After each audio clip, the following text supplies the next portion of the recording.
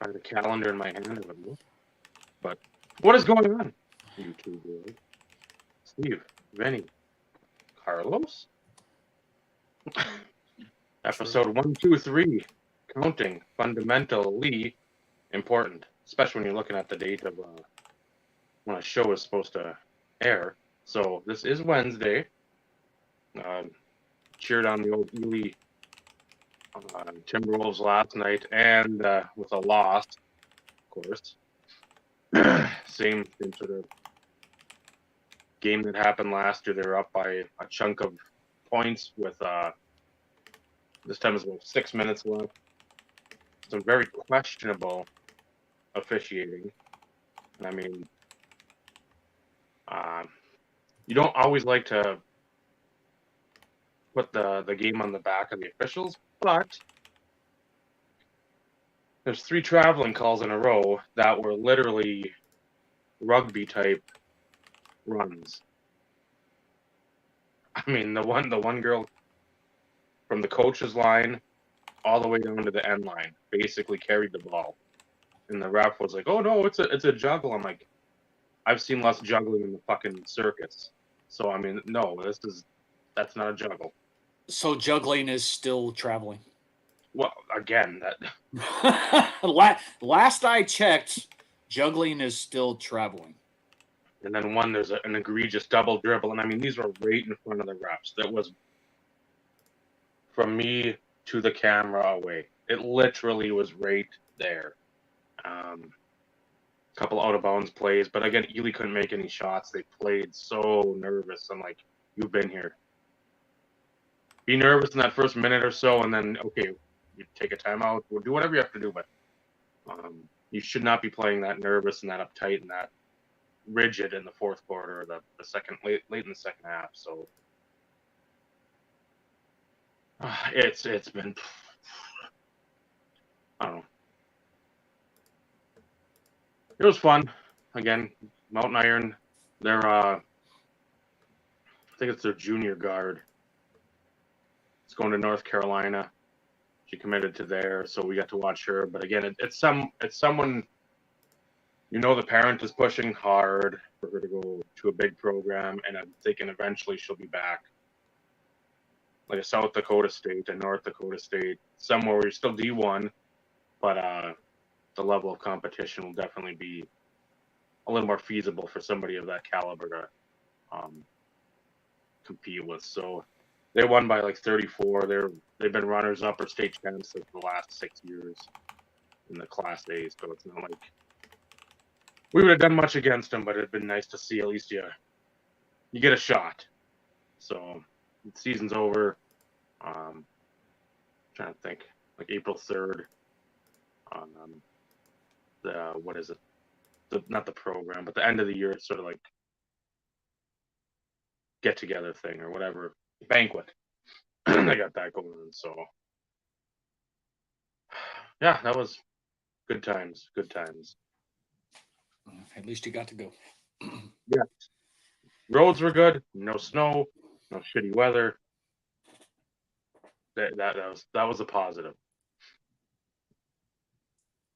Well, and like I've told you, can never fault you for going and supporting your local sports teams.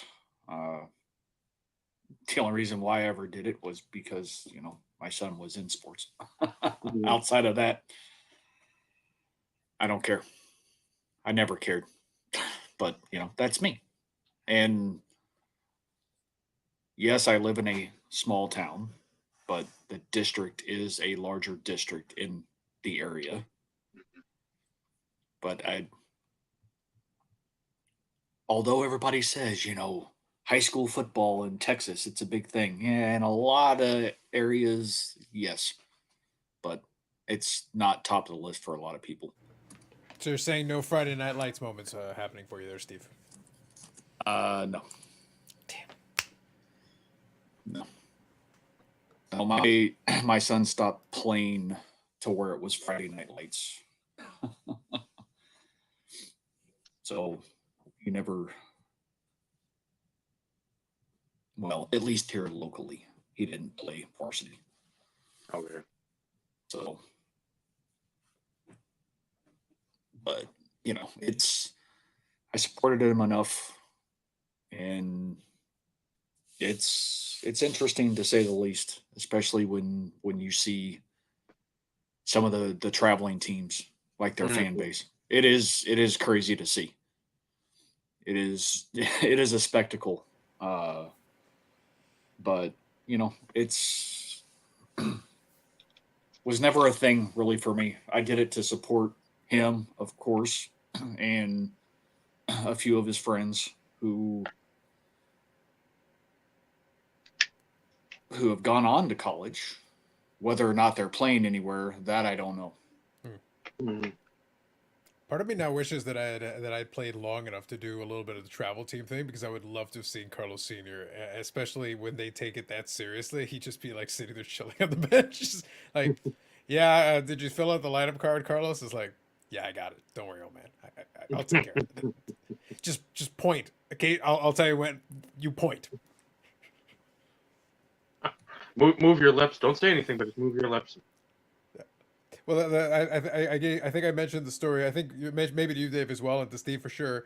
It's like he never played organized ball, but he understood how to play the game, because every time they would pick up, because when they played the coaches game, first at bat he goes there, he almost hits the ball out of the park, and all of them stare at him because they knew that like he had like not done much coaching or anything. It was like, it's like for him it's like you see the ball hit the ball. It's not overly complicated. He just does it.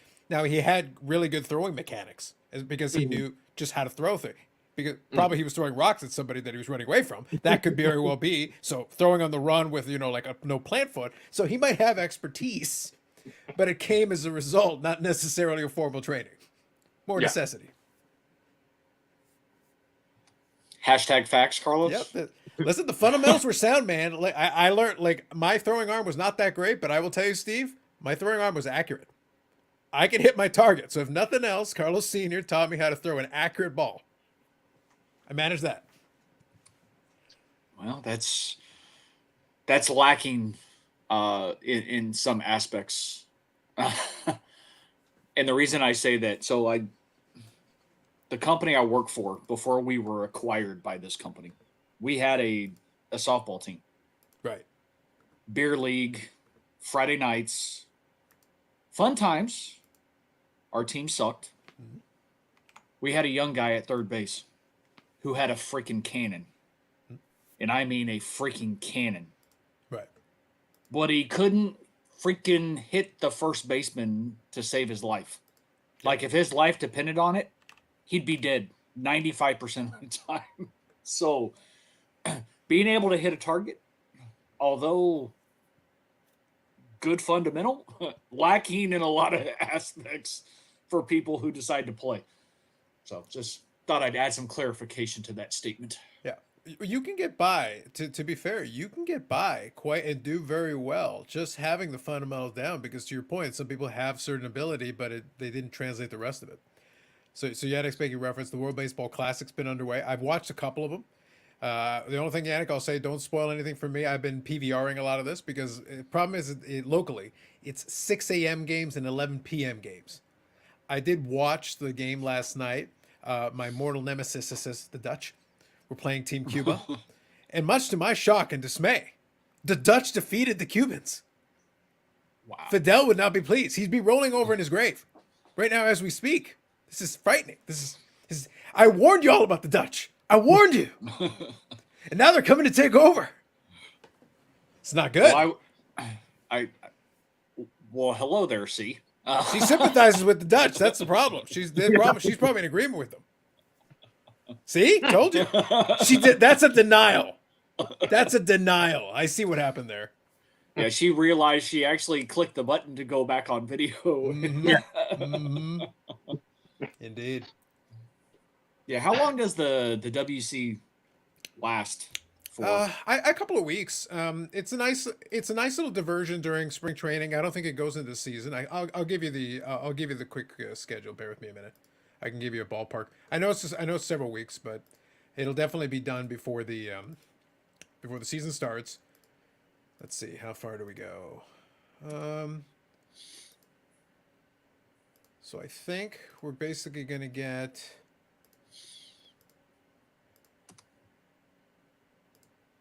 through the end of March, basically.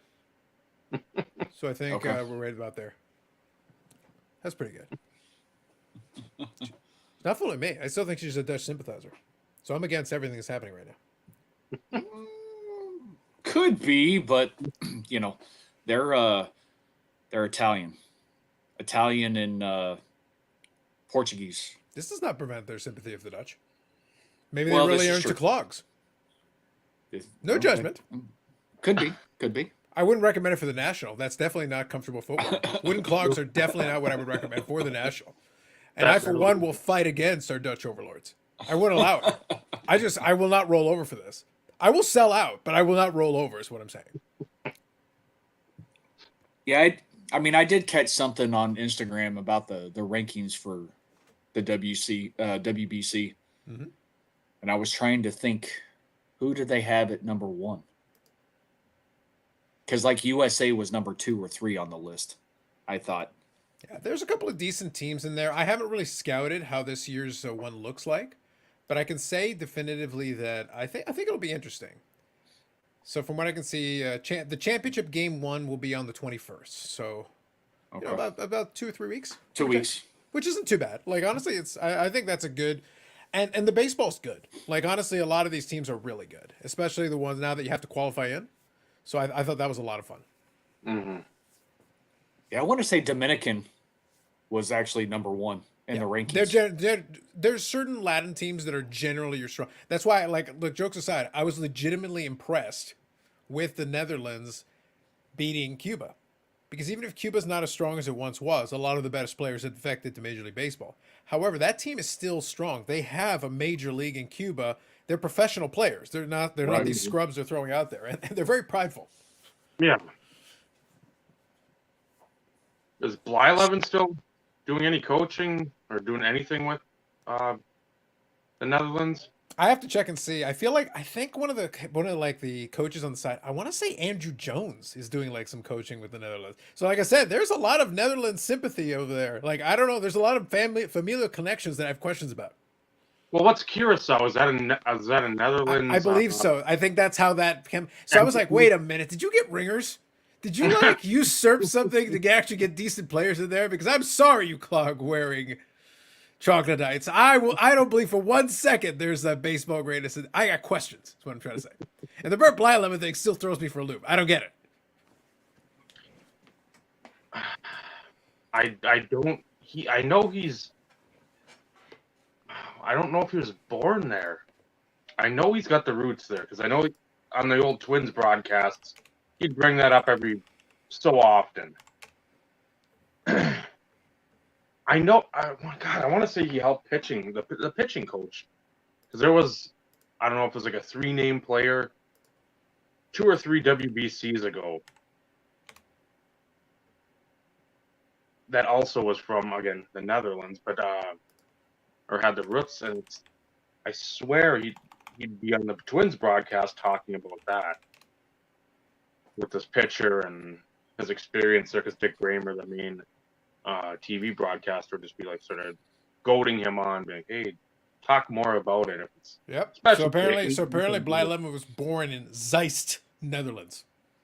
So it is legit. It is legit. He was in fact born in the Netherlands, so it counts. Which means he could play for him then too. And if at this point, at age 71, they might be willing. Listen, I watch the part of the fun is I cheer on. I have the ability. I think Colombia didn't qualify, but if they had qualified, I could have claimed allegiance with either Panama or Colombia because I have half of both. But Panama managed to qualify into the tournament, which I was pleased about, so that's good. I'll have some fun with that on Friday for sure. 100%. No matter what happens, we're gonna have some fun. Because tonight.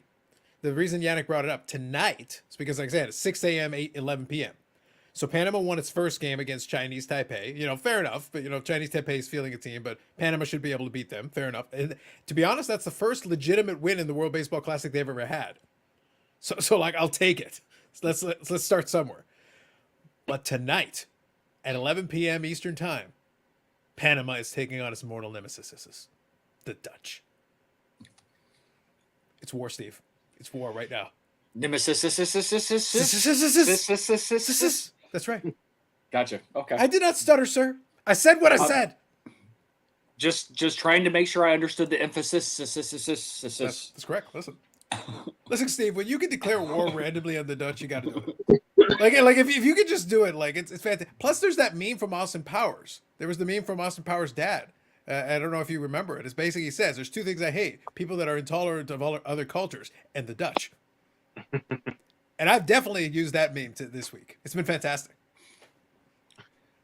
So Vinny, for context, I couldn't remember what the other background you had because you've claimed something else and I couldn't fucking remember. So I said Portuguese. So kiss my ass.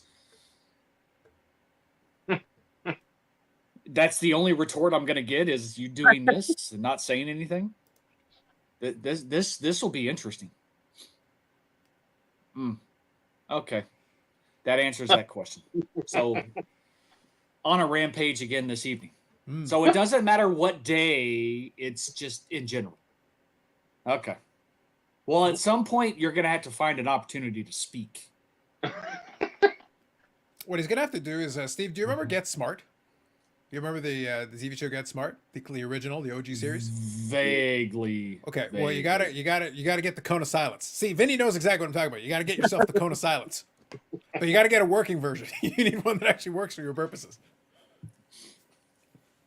Can't say I understand or can't say that I recognize that statement as it relates to that show. It's a fun show, Steve. If you ever get the chance, check out. You don't have to spend too much time on it. It's a dumb show, but it's a fun show. Carlos Sr. was a big fan of that on reruns, and we watch it. And the original with the cone of silence, because the damn thing never worked, not a single time. Gotcha. I think that was an old Nick at Night staple in the early Nick at Night days.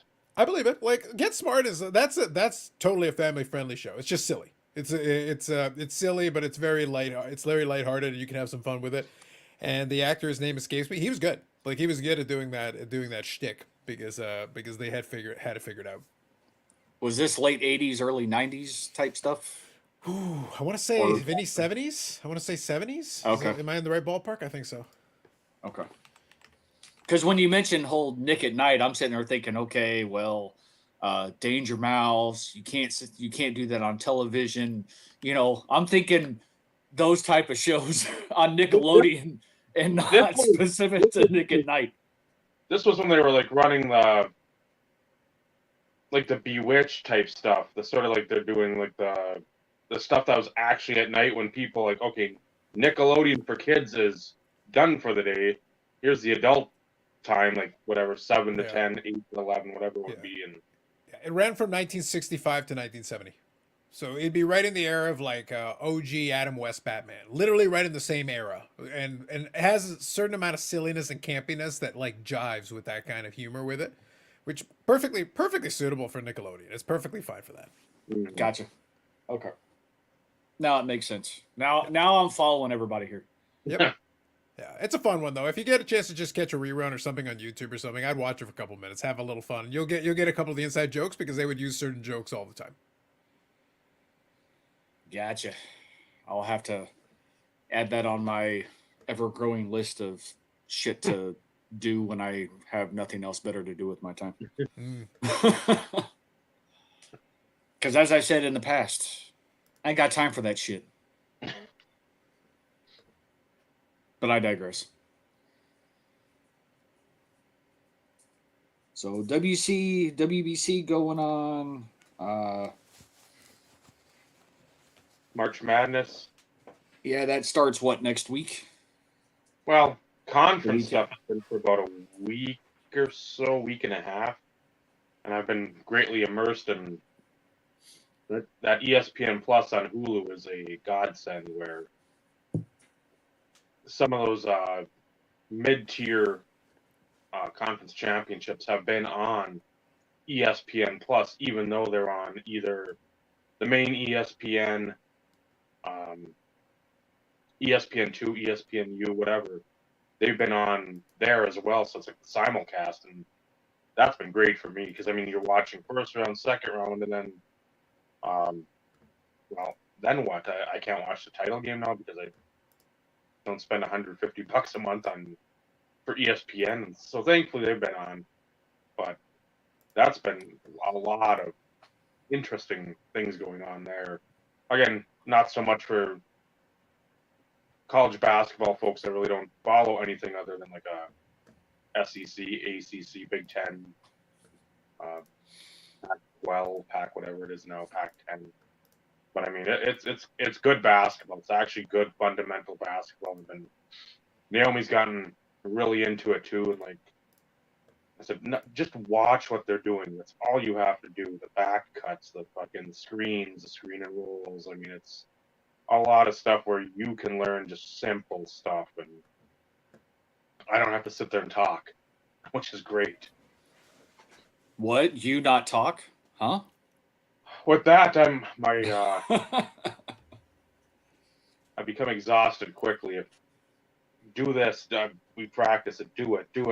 We've watched it. We've watched it multiple times. Game time comes, it's like fucking a blank cassette. I'm like, great. Speaking of March Madness, you want to pick my bracket for work? Sure. I've watched Sunday. Came back from Trista's. We watched the Houston-Memphis game. I don't think what else. I came back during like the Drake-Bradley game for the Missouri Valley because that was a blowout. And then like the rest of the night from basically like 3:30 till 11, just watch college basketball. I got to do some cleaning around here. Sat down, turned on TV, and that was it. I'm like, nope, I think I'm watching basketball the rest of the day. So the Oral Robertses, trying to think who else, the UNC Asheville's, the Greensboros, the Chattanoogas, Furman, all those fun conferences that people are just like, well, Steph Curry from Davidson, and that's about it. And after that, it's like, The best part is when we enter into this realm, Dave could literally keep naming things, and I would. Yes. It's 50-50 that they're colleges or teams in the WBC. Yeah. Because there's some deep cuts. I'm like, that's a country? Very well. I accept your terms. If you insist. Oh, come on. Latvia? Come on. Listen, Latvia, I'd be good. I'd be fine with it. Yeah, but I'm just saying, not everybody realizes that is in fact a place. Sure. If you said Turks and Caicos, you'd be like, what? Yeah. I think it probably helps that they added the qualifying tournaments now to get in. So like the regular teams will be in the USA, Mexico is usually a decent team, Dominican Republic, Puerto Rico. Those teams are solid. Everybody knows they're good.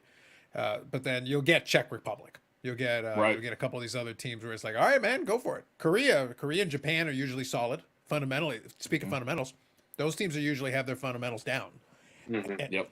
Most of the time, no major superstars, but then you'll sit there and go like, yeah, but they're really good. It's like, because their fundamentals are sound, man. Sound. So if you screw up, they will beat you. Well, and Japan has their like professional league too. That's right. So yeah, so does Korea. Because the KBO was the one that was actually operating during the pandemic. ESPN went to start going to KBO coverage. I remember watching the games. I was like, you know what? Great. Sounds good. I'll watch some KBO. All good. Whatever works, right? At that point in time. Yeah. I don't even care. Like I said, I laugh because sometimes the folks in the chat will complain. It's like, Carlos, you're not watching. It's like, look, man, as I get older, I actually am less interested in a lot of live sports unless it's playoff. You got to give me stakes. Regular season games of XYZ doesn't interest me that much. I don't care about regular season NBA.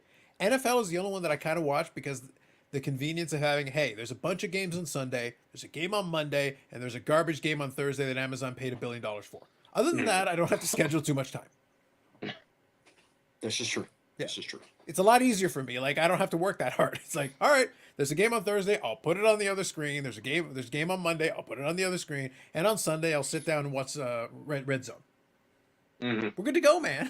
I'm solid. Right. No, Dave, but in all seriousness, we're doing a bracket at least this year. I don't know if we're doing both the men's and women's. And honestly, I'm only doing it because I'm one of the leaders on the team, so I feel obliged to actually participate. Participation. That's right. We do win an Amazon gift card. I don't know how much yet, so if we win, I'll send you the freaking gift card because it'll be digital. So Yeah, you just let me know. yeah, we was trying to think because a lot of people don't follow March Madness. So he's done the guy who kind of set it up for all of us. Mm-hmm. He did like an FAQ. He actually has 2 calls scheduled for next week to go over exactly what you need to do, how to sign. Amazing. I love it. Hey, there's not many guys on our entire team, so there's a lot of females, and this is not a jab at females. Most females give 2 shits about March Madness. They don't know anything about it. They don't know what the whole bracket concept is and how simple it is literally to look at the bracket and say, okay, I'm going to pick this team to win. So does the FAQ include first question? Is Gonzaga an actual thing? Yes, it is. It is. Yes, it is. It's not that detailed, Carlos. But, that's unfortunate because I feel the Gonzaga one is a legit question. I mean, I guess I could technically, make that recommendation, but he's already sent out the information, so maybe. I would just to be a nuisance, I would ask frequent questions that are like, so where is Ball State exactly? Where is the state of Ball? The state of Ball. The state of Ball. Next to these nuts. That's what I assumed, Vinny. That's what I was assuming this whole time. But they insist it's an actual place. Yeah, well. All I'll say is I attended one college football game because we used to have the International Bowl here. Well, actually, I've attended 2, but we used to have the International Bowl. And I watched the year that Ray Rice was the MVP of the International Bowl. Unfortunate what happened to the rest of his career, but I got to watch that game. He rushed for almost 300 and won the MVP, and it was Rutgers taking on Ball State. That's why I always thought it was very funny. It's like Ball State. Good times. I joke with my buddy. I go, all right, where's Ball State? You got to Google that shit, don't you? Would Ball State have had Nate Davis then? Quarterback? Whatever year the International Bowl was that Ray Rice was MVP on, I'd have to look it up for you. I couldn't tell you for sure, but I know that it was a dominant performance. Though it was a very that's actually why I started collecting a little bit of Ray Rice cards at the time after when he went pro initially because I got to watch him dominate almost 300 yards on the ground. Like it was a really impressive performance, and I got to see it live. So I thought, hey, this is cool. And unfortunately, he kind of wrecked it after that. but for a moment, he was pretty good. Then he went to the hotel and. Yeah. Now, to his credit, apparently since then he has done much better, and apparently he and the wife are still together. And apparently since then there have not been an issue. We'll see. Like I reserve judgment. You are allowed to screw up and figure it out down the road. Well, if he's doing better down the road, figure it out. But it's tough to come back from that one. Professionally, he was done. Professionally, it made perfect sense. Because running backs don't last that long anyway. No. It's not like they need much of an excuse. And he was a small running back. Mm-hmm. So it's not like the league can go on without you. They don't really need you. So once you're done, you're kind of done. It's always odd how some guys get that second and even third chance, and others are just like completely blackballed, no pun intended, and literally just like never again. Yep. So. Well, there's times in which I think the NFL tries to make a statement, and it just so happened. And trust me, I am not sitting there justifying what happened by any stretch of the imagination. But I think there's times in which they truly are just making a statement, and it just depends on who it is at that point in time in which they feel like that's the right punishment. Mm-hmm. And it helped, like I said, it helped that he was in a position that's more expendable than most. Like it wasn't like he was elite to that level that somebody felt compelled to give him a second crack at it. Adrian Peterson got himself suspended. He was out, and he was also injured. I forget the timing of it. There was like 2 things together, But he did get a chance to come back to the league and at least be productive for a little bit there towards. But he was Adrian Peterson. You look at Adrian Peterson, you're like, I think we can hand you the football and you can do something.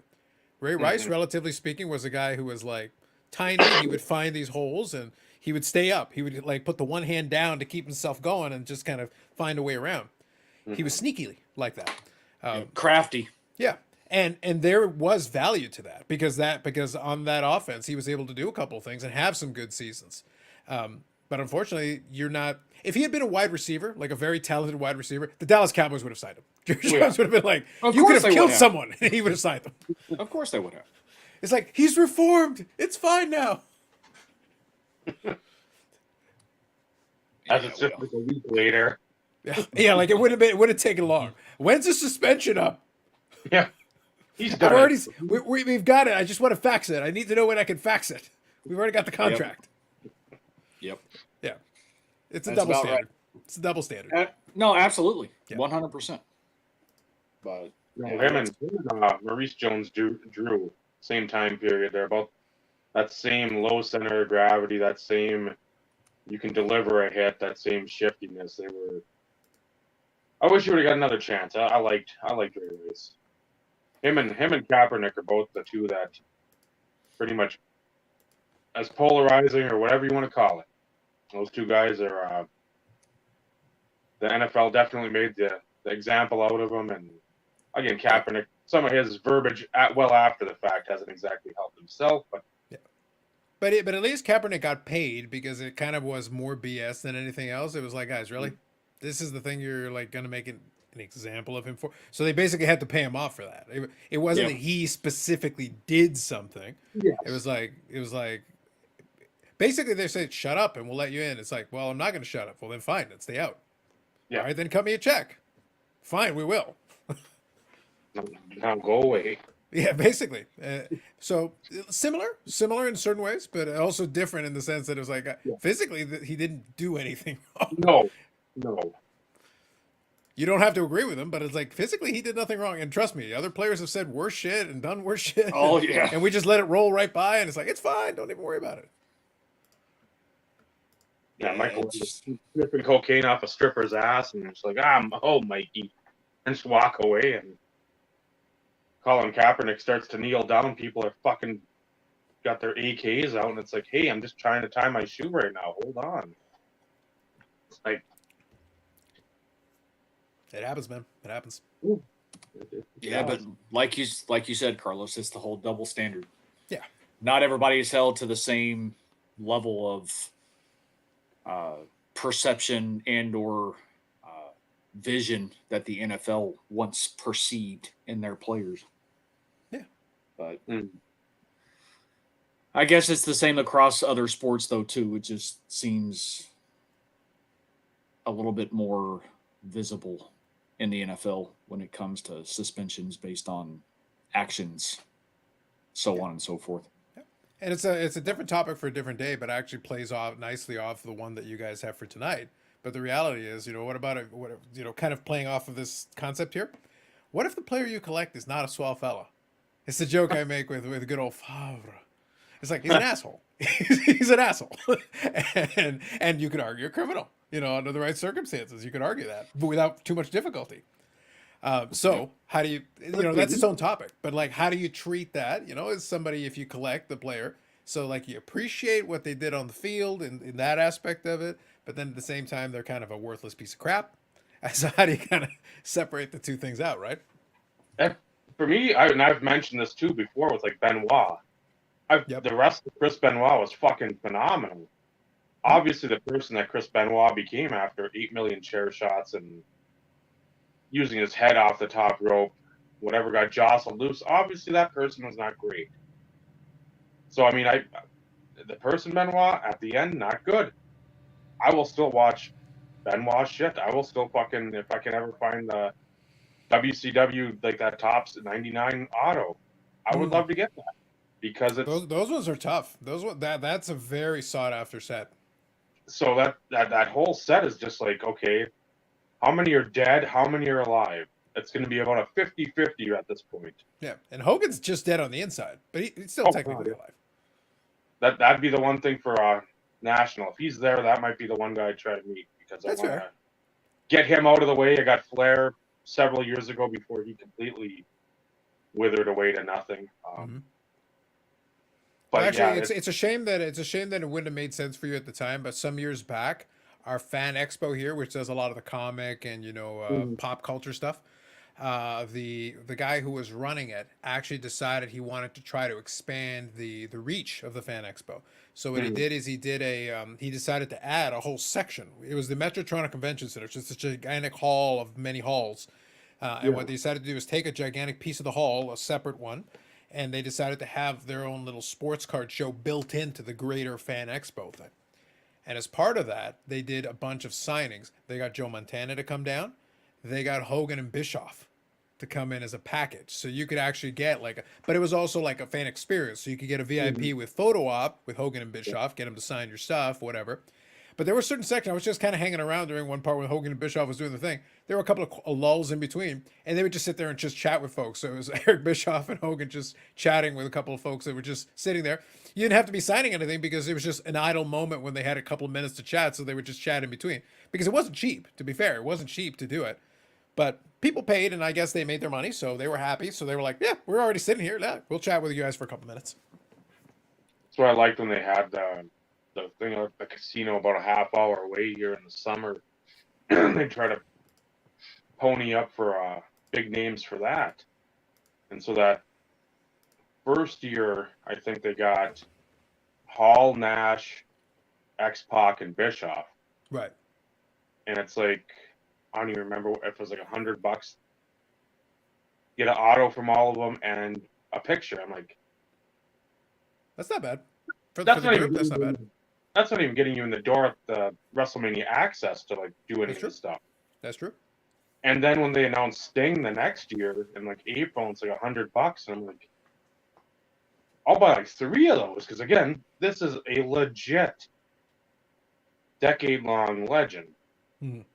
that has, again, if you ask pretty much any wrestling fan, maybe not overall WWF diehards of the last like 15, 20 years, but you ask anybody our age, you say Sting, they're not going to talk about the Police singer. They're going to probably think of Steve Borden.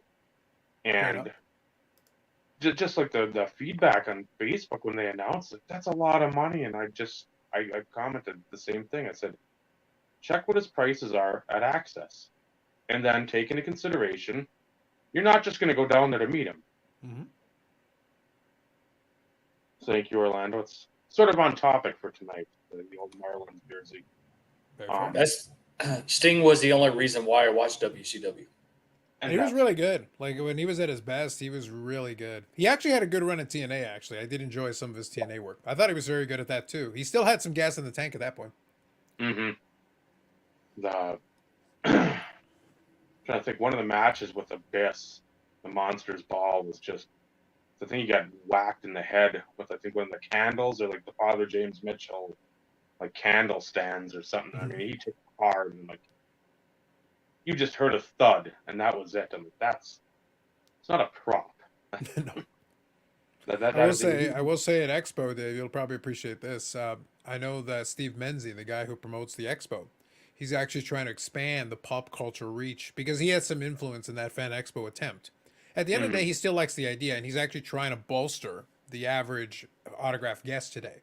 He's trying not to just go to the old standbys as much as possible, expand the reach a little bit. So your Olympic hero will be joining us in April at the Expo. Wow. And see, I've met him twice. I met him at National at 2011 when I met Flair and Mr. Kennedy and Victoria. Mm-hmm. And then I met him, would it have been a year before? A year or two before? Because that was like right after he got his like drunk driving or his like prescription pill, whatever thing. And he crashed out in, I think, Virginia. Right before like some TNA house show tour. We met him in the ring there and he looked discombobulated there too. I'm like, oh, Kurt Angle. What a treat. What a treat. Well, I think he's a little bit better these days, from what I understand. I'm hoping so, just for his case. And it's yeah. like, wow. Ooh. Yeah, I He think didn't look. Him and Jeff Hardy were running neck and neck there for a while. it was pretty bad. It was pretty bad. So apparently, you can get an autograph and a photo op for $89 Canadian, Not which isn't too bad. Knock off about 30% for you in US dollars, so not bad. I don't think that's too bad. no. No, especially if you don't get the chance. So this is like, oh man, I like wrestling, but I never get the chance to see these guys, and I don't plan on going to Mania or whatever. It's well, there you are. Yep.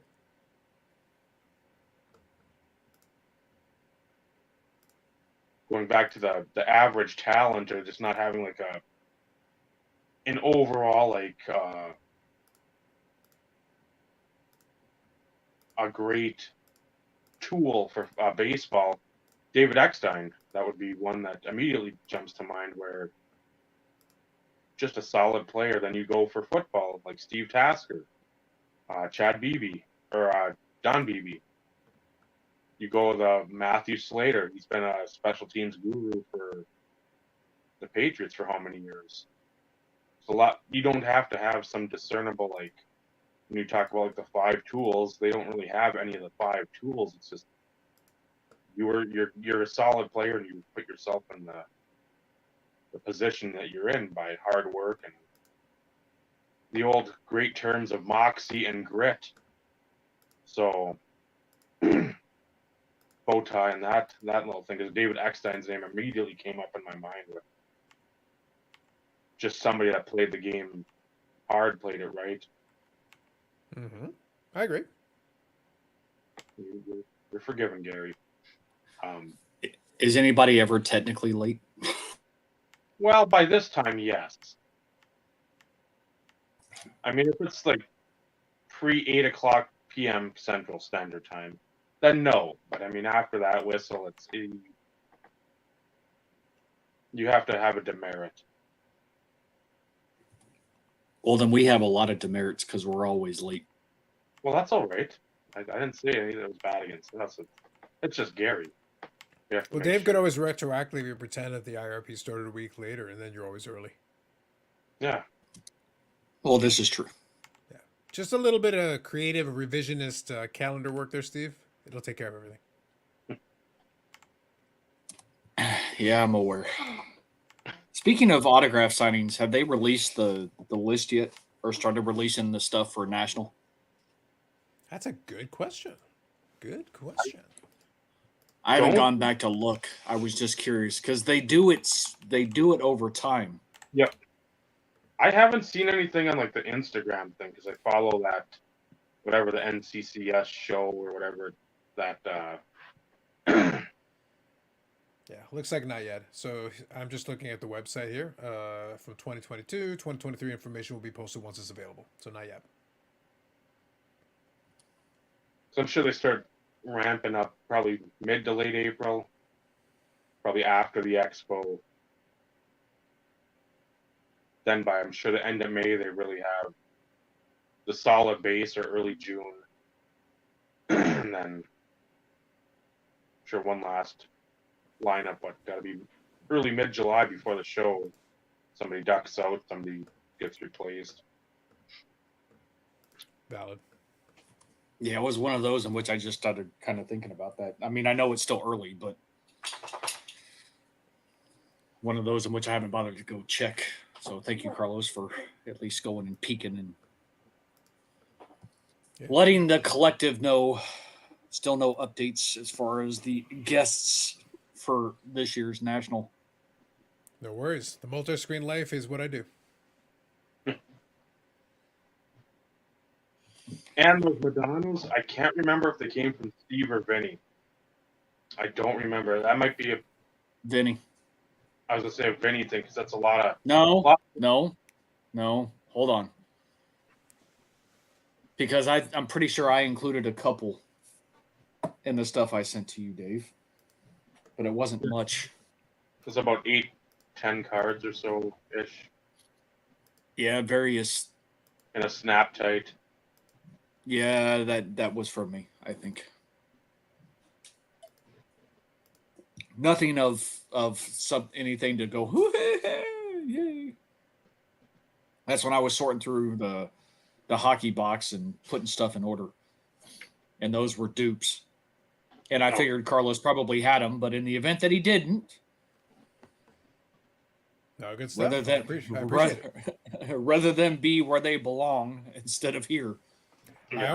I always keep any of those that come in. I always put them aside because regardless, I always appreciate it. Regardless, it's part of the collection. I'll throw it in there, no problem. Well, that's like me. I've tried to express to Vinny on multiple instances. Send me shit that UNC pull out of boxes and packs that you open. That's good enough for me. It's still it that means more. Because I don't want to take away from it, but anybody can go buy something off of eBay. I mean, I'm not wrong. But spending time with each other, opening packs of cards, enjoying the hobby together, send me that stuff. That's got sentimental value. You can't put a price tag on sentimental value. Well, I mean, I guess you could, but it times 20 divide by 2. I've given Fanatics a sell sheet. I can buy sentimental value under the right circumstances, but we're still negotiating rates. So I'll get back to you, Steve. I'll let you know. Yeah, let me know how well that. Let me know how that goes. Yeah. Speaking of sell sheets and value, anything you'd like to say, Carlos, in regards to having a certain somebody pay for something? The like button, as always, in all shows, is our friend. It helps the YouTube algorithm. It helps the content gods, but it also invoices one bougie Eric out there, a man who has the extravagances of life.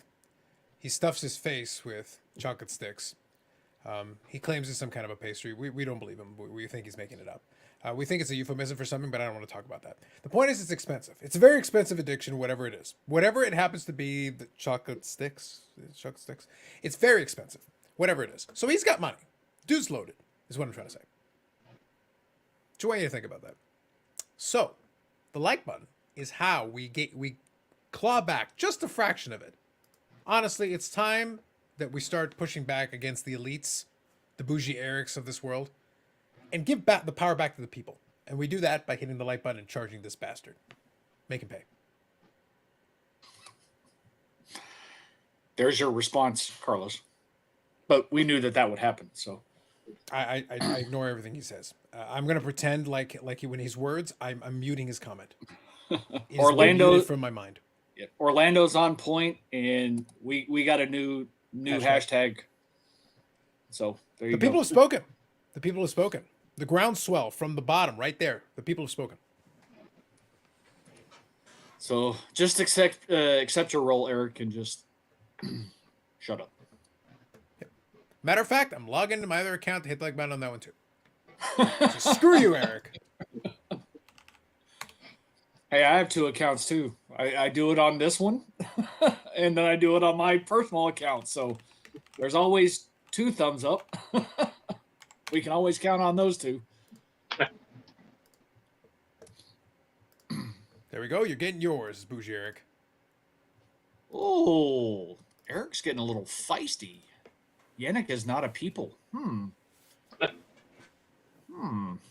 His beard is codependent, but I didn't think he'd need to go there. Seems inappropriate. Yeah, that's a little harsh. Mr. I'm going to start saying stuff behind the keyboard. He's a brave man behind that keyboard. Right now he's high on chocolate sticks as we speak. Chocolate sticks. Euphemism. He's real high on them right now. So he's feeling himself a little bit. Unfortunately, he felt himself too much with those chocolate sticks. A little unfortunate. And Dave got it in. Nice. So that's one that I sent to Dave because I already had my copy. Yeah, out of 24? Is that what it is? Yeah, the Extreme Limited. Nice. So I don't send Dave too many Terrell Davis cards, but there are a few that I will send his way in the event that I already have one and it's of a rare subset or insert parallel type situation. So Valid. sometimes he goes after it, other times he doesn't. That one was reasonable enough to where there was no real reason not to snag it because you don't see him very often. Fair. So, but what a great segue, Dave. Show Terrell Davis. Go straight to the topic. I'm sure you had that planned. Yeah, I call bullshit. I actually saw a couple of segues there. I figured we were going to get to because once you brought up a couple of the players and a couple of it's like there's a couple of segues that could play into that.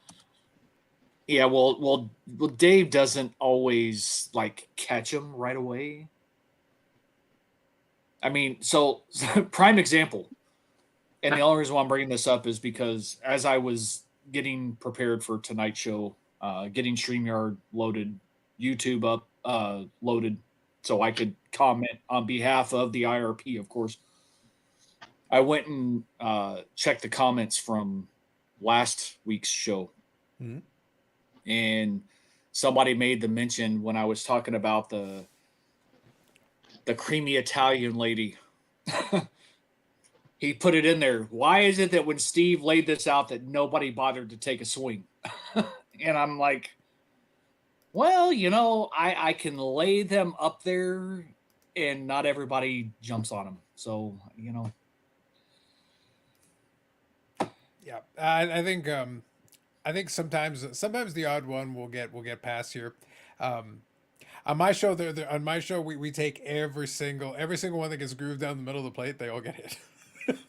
They pretty much all get hit. Well, normally we bat in the 950s on it for the most part, but on occasion one slips through. It seems, Yeah. And that was obviously one from last week. But There you go. I love that the shit comments happens. called it out. That's fun. I like that. It happens though. You're right. It happens. Yep. Shit happens. So Dave, since you threw up the most recent segue, how do we want to approach this?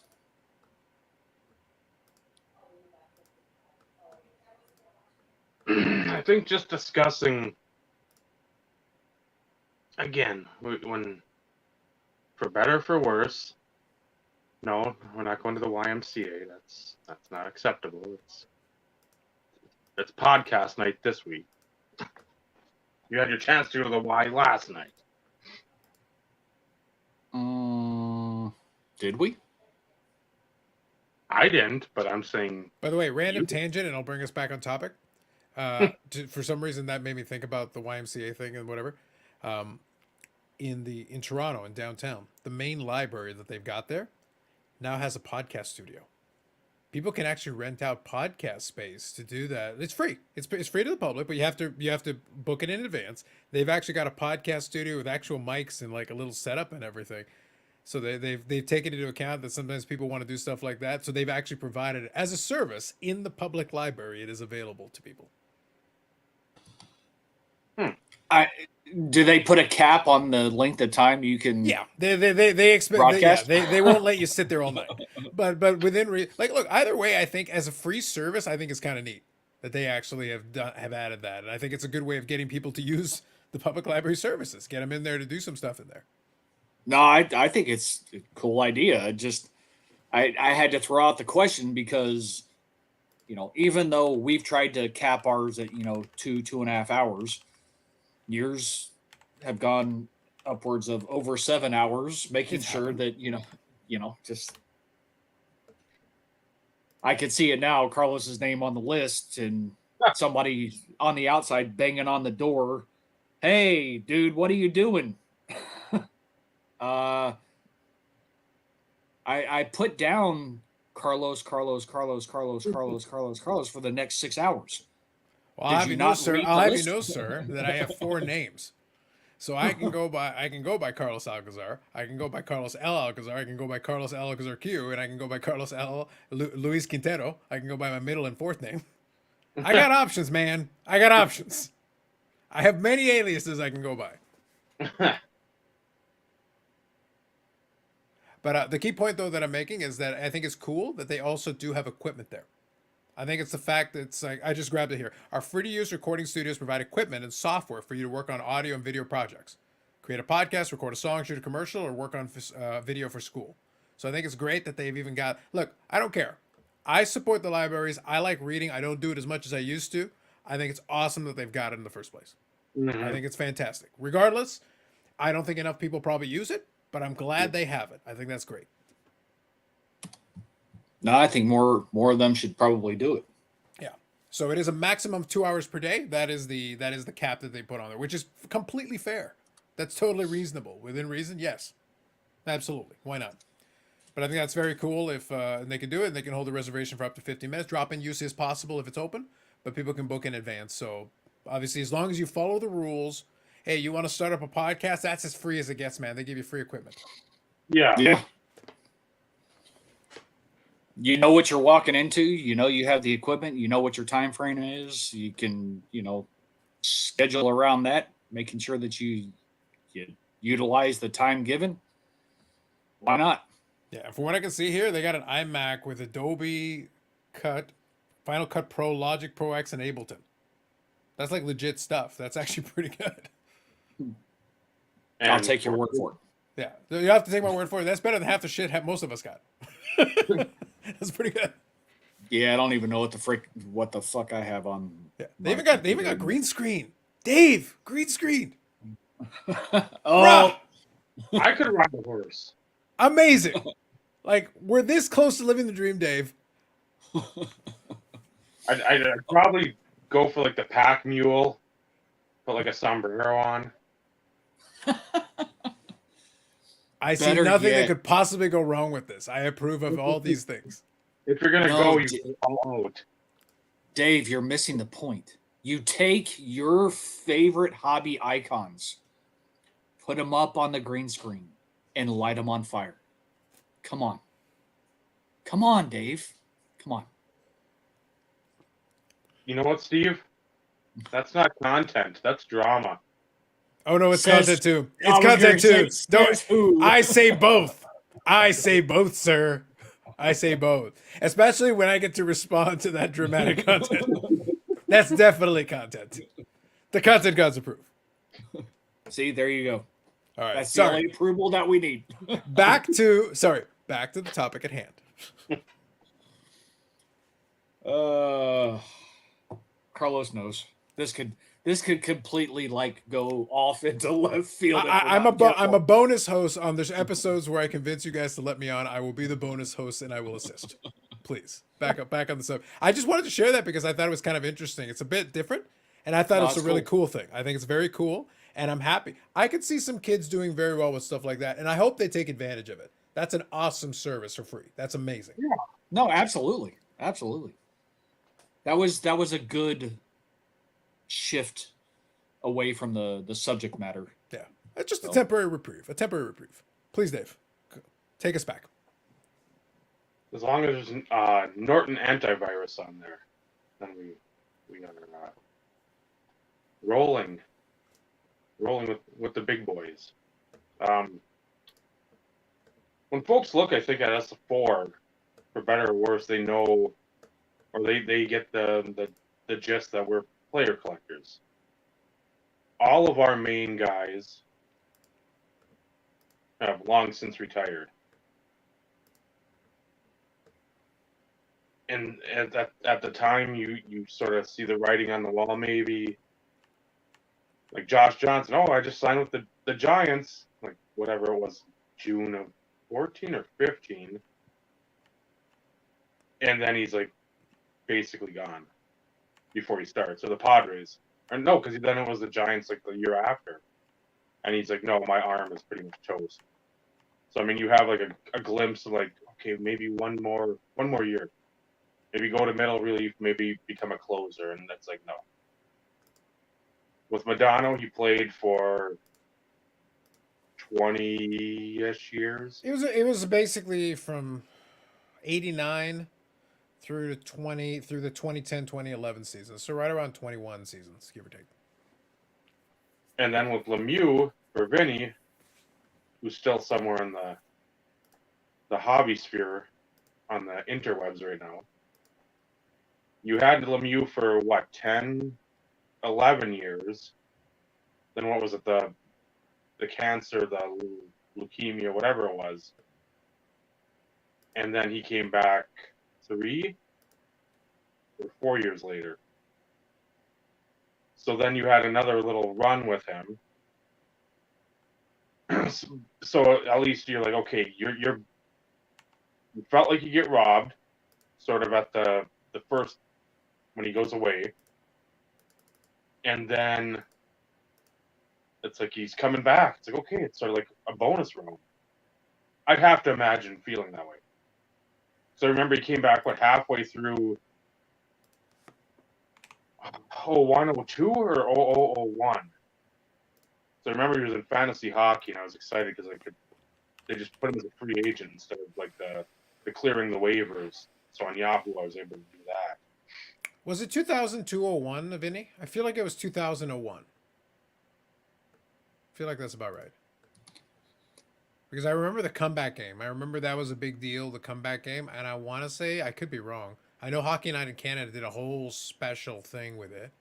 And I feel like it was against Toronto. I feel like that was the big thing with his comeback tour there.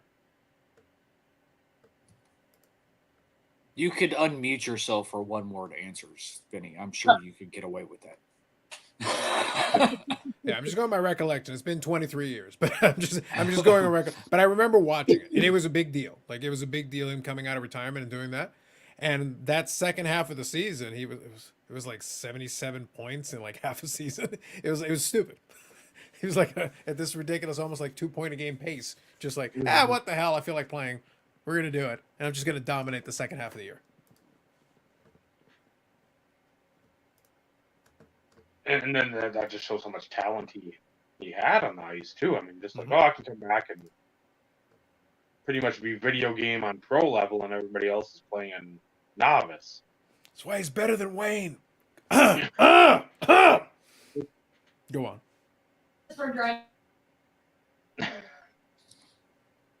That was a rare better half. Very rare. Speaking during the show, it's been a while since we've heard the voice on the show, is what I was getting at. Anyways, Dave. Puts his head down. So like the different mindset, and then with TD, the knee injuries catch up. Then he comes back for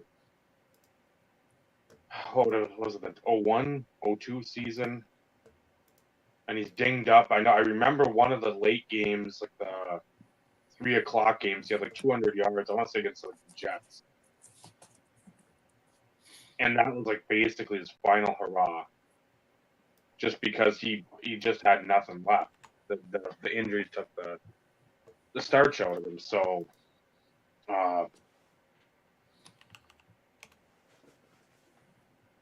yeah, if memory serves me right, 98 was his last full season, which was the Super Bowl year. And then that's when he started getting plagued with injuries. Missed games. I don't remember what year it was though when he actually tore his ACL. 2000? Maybe it was 2000. yeah, because probably, well, that would have been Mike Anderson. Yeah. I know they late round pick on him because Olandis Gary was decent. I mean, he's solid, but I mean, it wasn't like TD. But then Anderson comes in and just like He did well. Yeah, very well. And went wild. Well, and that's the other thing that agitates me though to a degree, is because Denver had a string of 1,000-yard running backs. Didn't matter who was back there. Yeah. They had 1,000-yard seasons, which I think also kind of impacted the delay in Terrell actually getting into the Hall of Fame. Yep. But my counter argument to that was always, if you look at his playoff career, just those numbers alone should have put him there. Anyways, but as a fan of him and being a player collector of him, of course I'm gonna always argue for him getting into the Hall of Fame. because the other argument was, well, length of playing time. It's like, okay, well, Jim Brown. Yep. That's all I need to say. You can't use it as argument for a number of seasons played when Jim Brown is in the Hall of Fame for the same amount of time as far as playing career. So I don't know. Because, yeah, 2001 was his definite last season, and it wasn't even a full season by any stretch of the imagination. And, of course, from a collecting perspective, so being 100% transparent, I didn't start collecting TD like I do now until much after his career was already over. Mm-hmm. I never considered myself or thought of myself of ever becoming a player collector or a super collector for that matter. Mm-hmm. Because I always enjoyed opening product, building sets, collecting key rookies. That's what I did. That was my thing. From a collecting perspective for a lot of years. And it wasn't until 2005, 2006-ish, Mm-hmm. in which, for whatever reason, I decided to start picking up more of his stuff. Terrell Davis is in the Hall of Fame. He finally did get there, which is why his card prices spiked. Which is why you don't see too many additions as of late. Well, I think that's going to be one of the pertinent topics out of this piece. Absolutely, definitely. That look. That's the reason why I literally campaign. It's like no, I got things to say about this topic. Nope. Yep, and we will definitely touch on that. 100%. 100%. Yeah. Because that is definitely an aspect to include in this topic of conversation. Yes. But, coming in and deciding to become a player collector long after the career is over, I would honestly say, in my opinion, is unusual. Because typically people kind of grab a hold of somebody early on. Mm-hmm. I'm basing it on assumption. I will pose the question to the collective as far as ultimately when you guys jumped on the bandwagon for these players or for your players, because it is pertinent. But even then, 2005, 2006, I was still buying a shit ton of product, opening product, building sets, collecting rookies. So it was like a spattering here and there of TD editions. And then, of course, here comes freaking YouTube. I join YouTube. I make my first video, and I share this Terrell Davis collection that I have, and it sucks. Okay, it doesn't suck. It's not horrible, but it's nothing compared to what it is now. Right. So because of YouTube, that's when it exploded. And that's it. I mean, that's the main focus. So from your guys' perspective, I know Vinny can't talk right now, but so Carlos, from a Madonna perspective, did you jump on his bandwagon early on from a collecting perspective, or did you pick it up later on in his career? So for Madonna, it was still fairly early. He did start, he was playing, I think it was 18 or 19 when he started playing. So 90-91, 89-90, I think, was a partial season. 90-91 was the first full season. And then I started collecting in 95. So right around 94-95, that time period. So the team was just on the cusp of getting good. They weren't quite there. They were in Dallas officially, but they weren't there. So by the time I started that, because his career lasted as long as it did, I collected his stuff for 3/4 of his playing days. And then obviously all the years that has gone past. So that's kind of so for the most part, I still consider it early because talking to the first quarter, still in that early period, the checklist was still under control, and that's a separate piece we can discuss. But the checklist was still fairly under control at that point. So it was still possible to collect everything in theory. This would change later, not that long down the road. But even by the time he finished his career, I had already been collecting him for 16 years by the time he finished his playing career. You, Dave? Northcutt was pretty much right away. I was still like you buying like, and again we had packs you could find everywhere, so it was still like you could readily find whatever you pretty much wanted that we were used to. I mean, SP Authentic, that wasn't going to be at the gas station.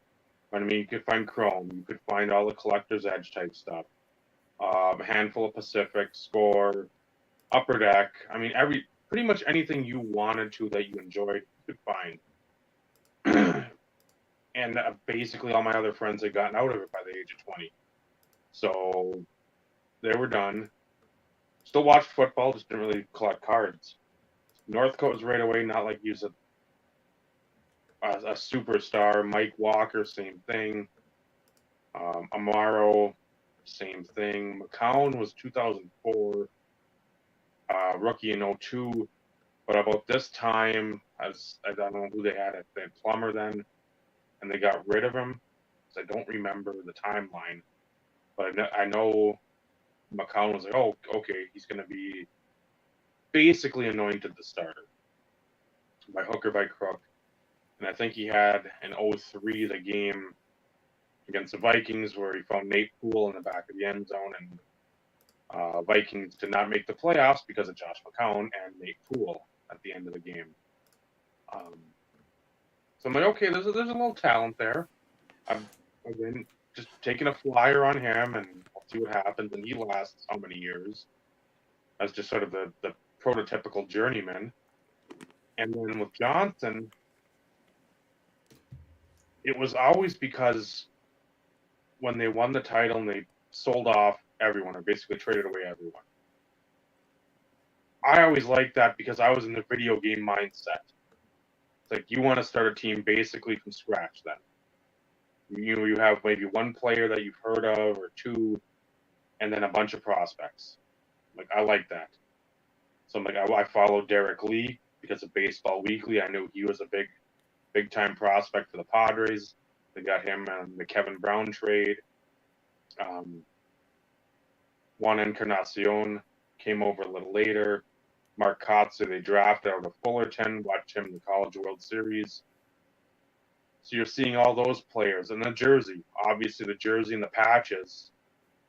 If you've seen any snippets of the Josh Johnson collection, that is something I may acquire a duplicate now and again because I enjoy the color scheme so much. Now and again? It's a you notice I was like looking off on the side. I usually scan the other monitor. I literally just stopped and just started. Go on. Okay. We do transparency here, Dave. Come on. Like, speak the truth. The replay will show Carlos suddenly stopped and he just starts staring at the screen going, go on, Dave. It's transparent as a brick when it comes to that. It always led to like, okay, if they ever really start pumping out the patch cards, I'll figure something out. Of course, Derek Lee gets shipped out once they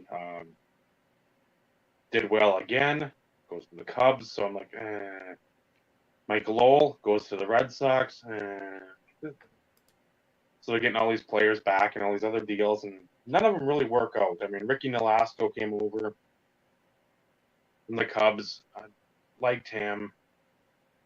I'm like, I don't really care for Dontrell. Don't care for Miggy. I liked. But it's like he's going to eventually go away, and his stuff's going to go way up. And at that time, his stuff was still more than I wanted to pay, especially for baseball. I wasn't a big baseball at the time. I liked it, but football's always been the number one sport.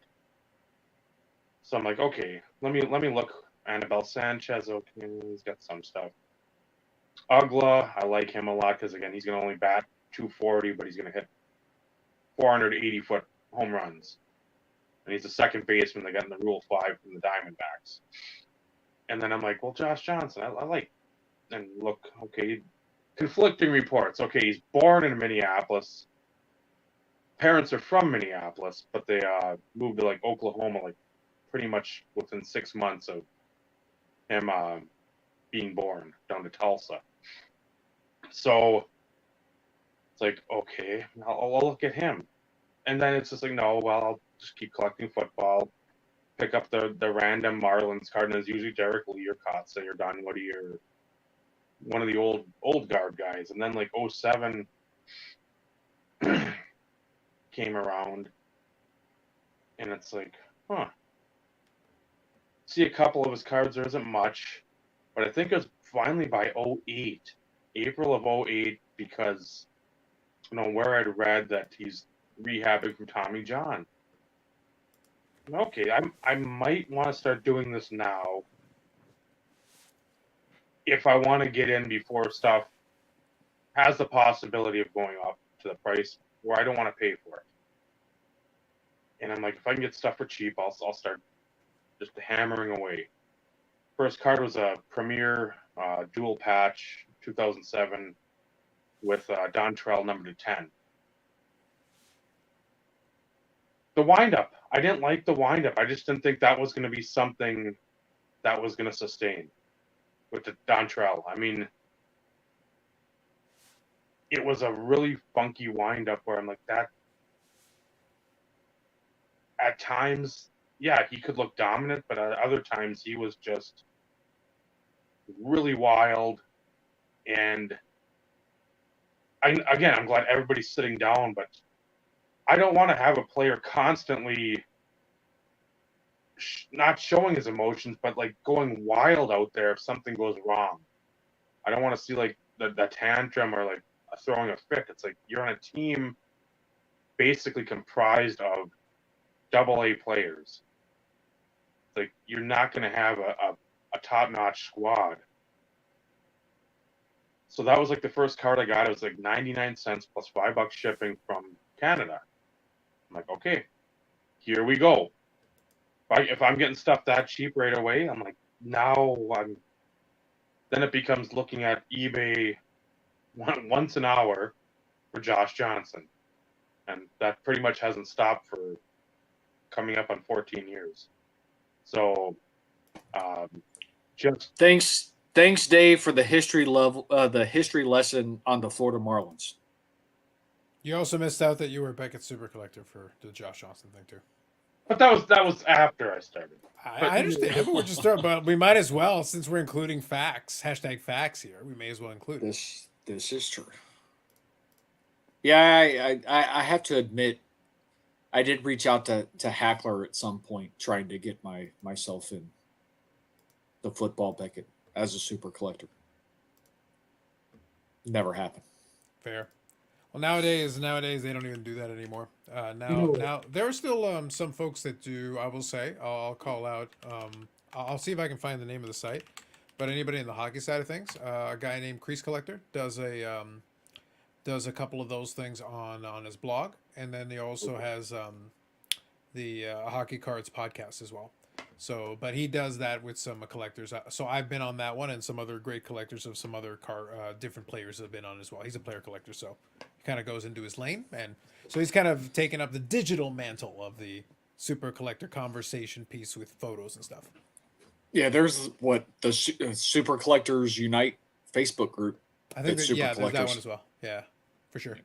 So there's still like it's fun because I sympathize with the player collector because obviously that's a genre that I've gone in deep in.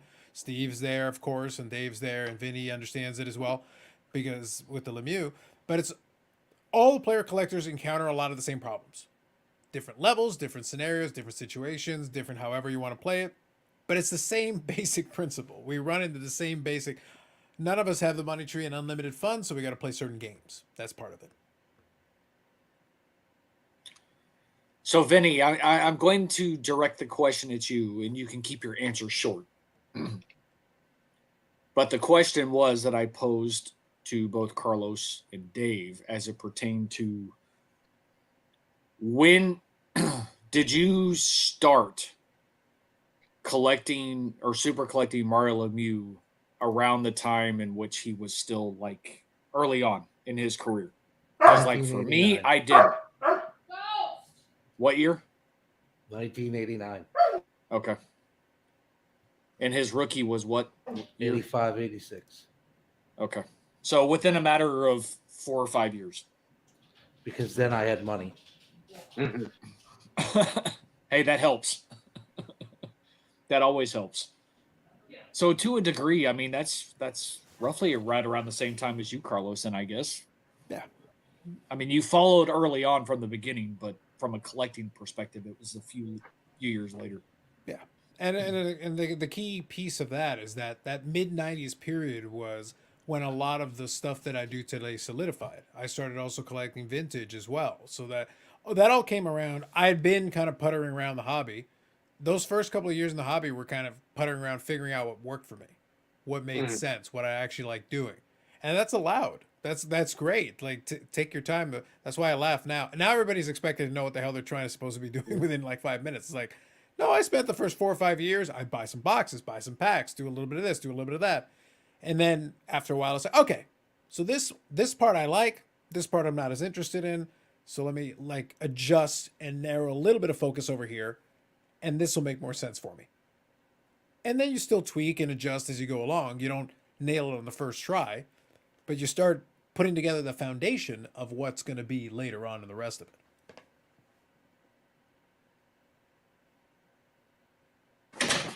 That's a good way to put it. Yeah.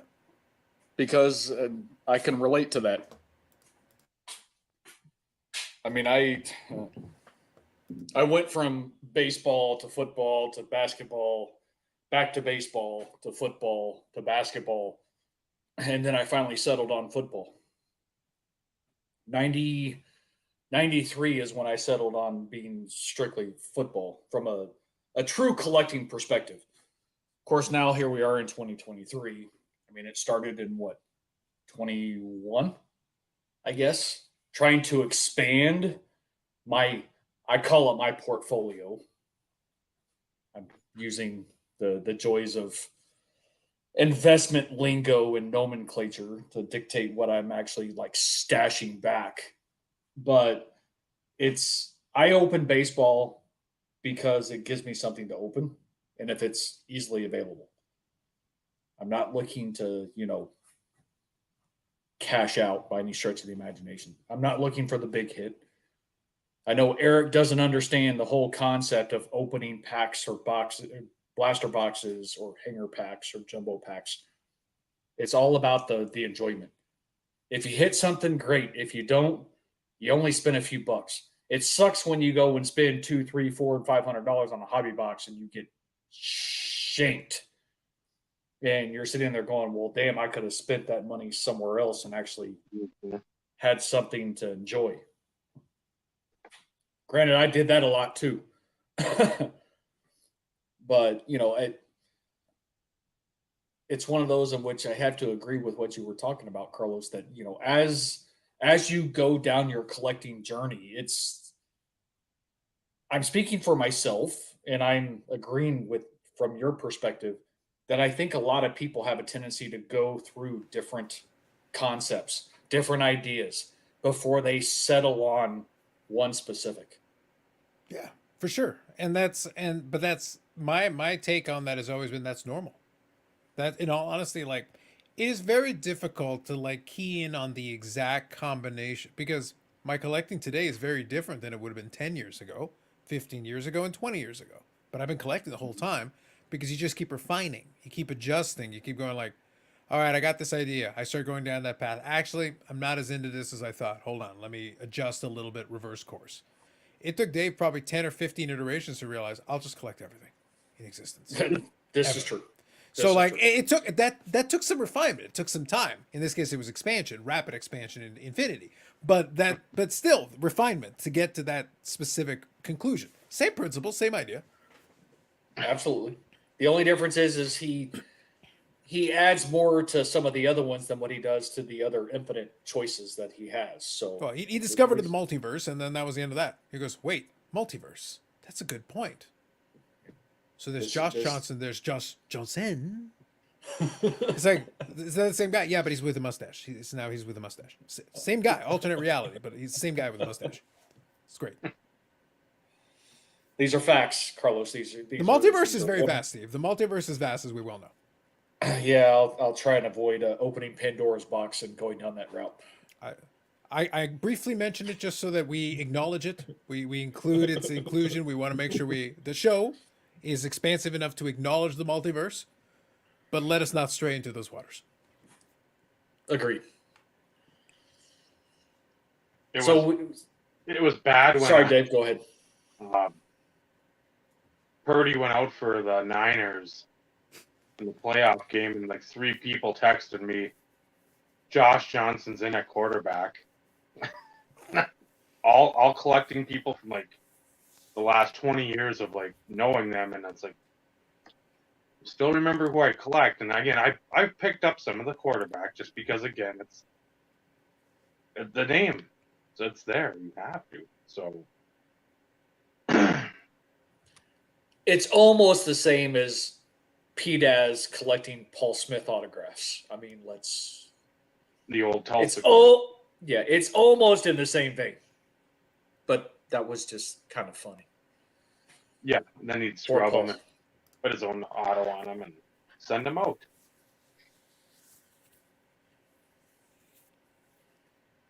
So, Carlos, I'm going to pose the question to you, since in something that you had mentioned and something that I had mentioned as we started getting into the topic. Yep.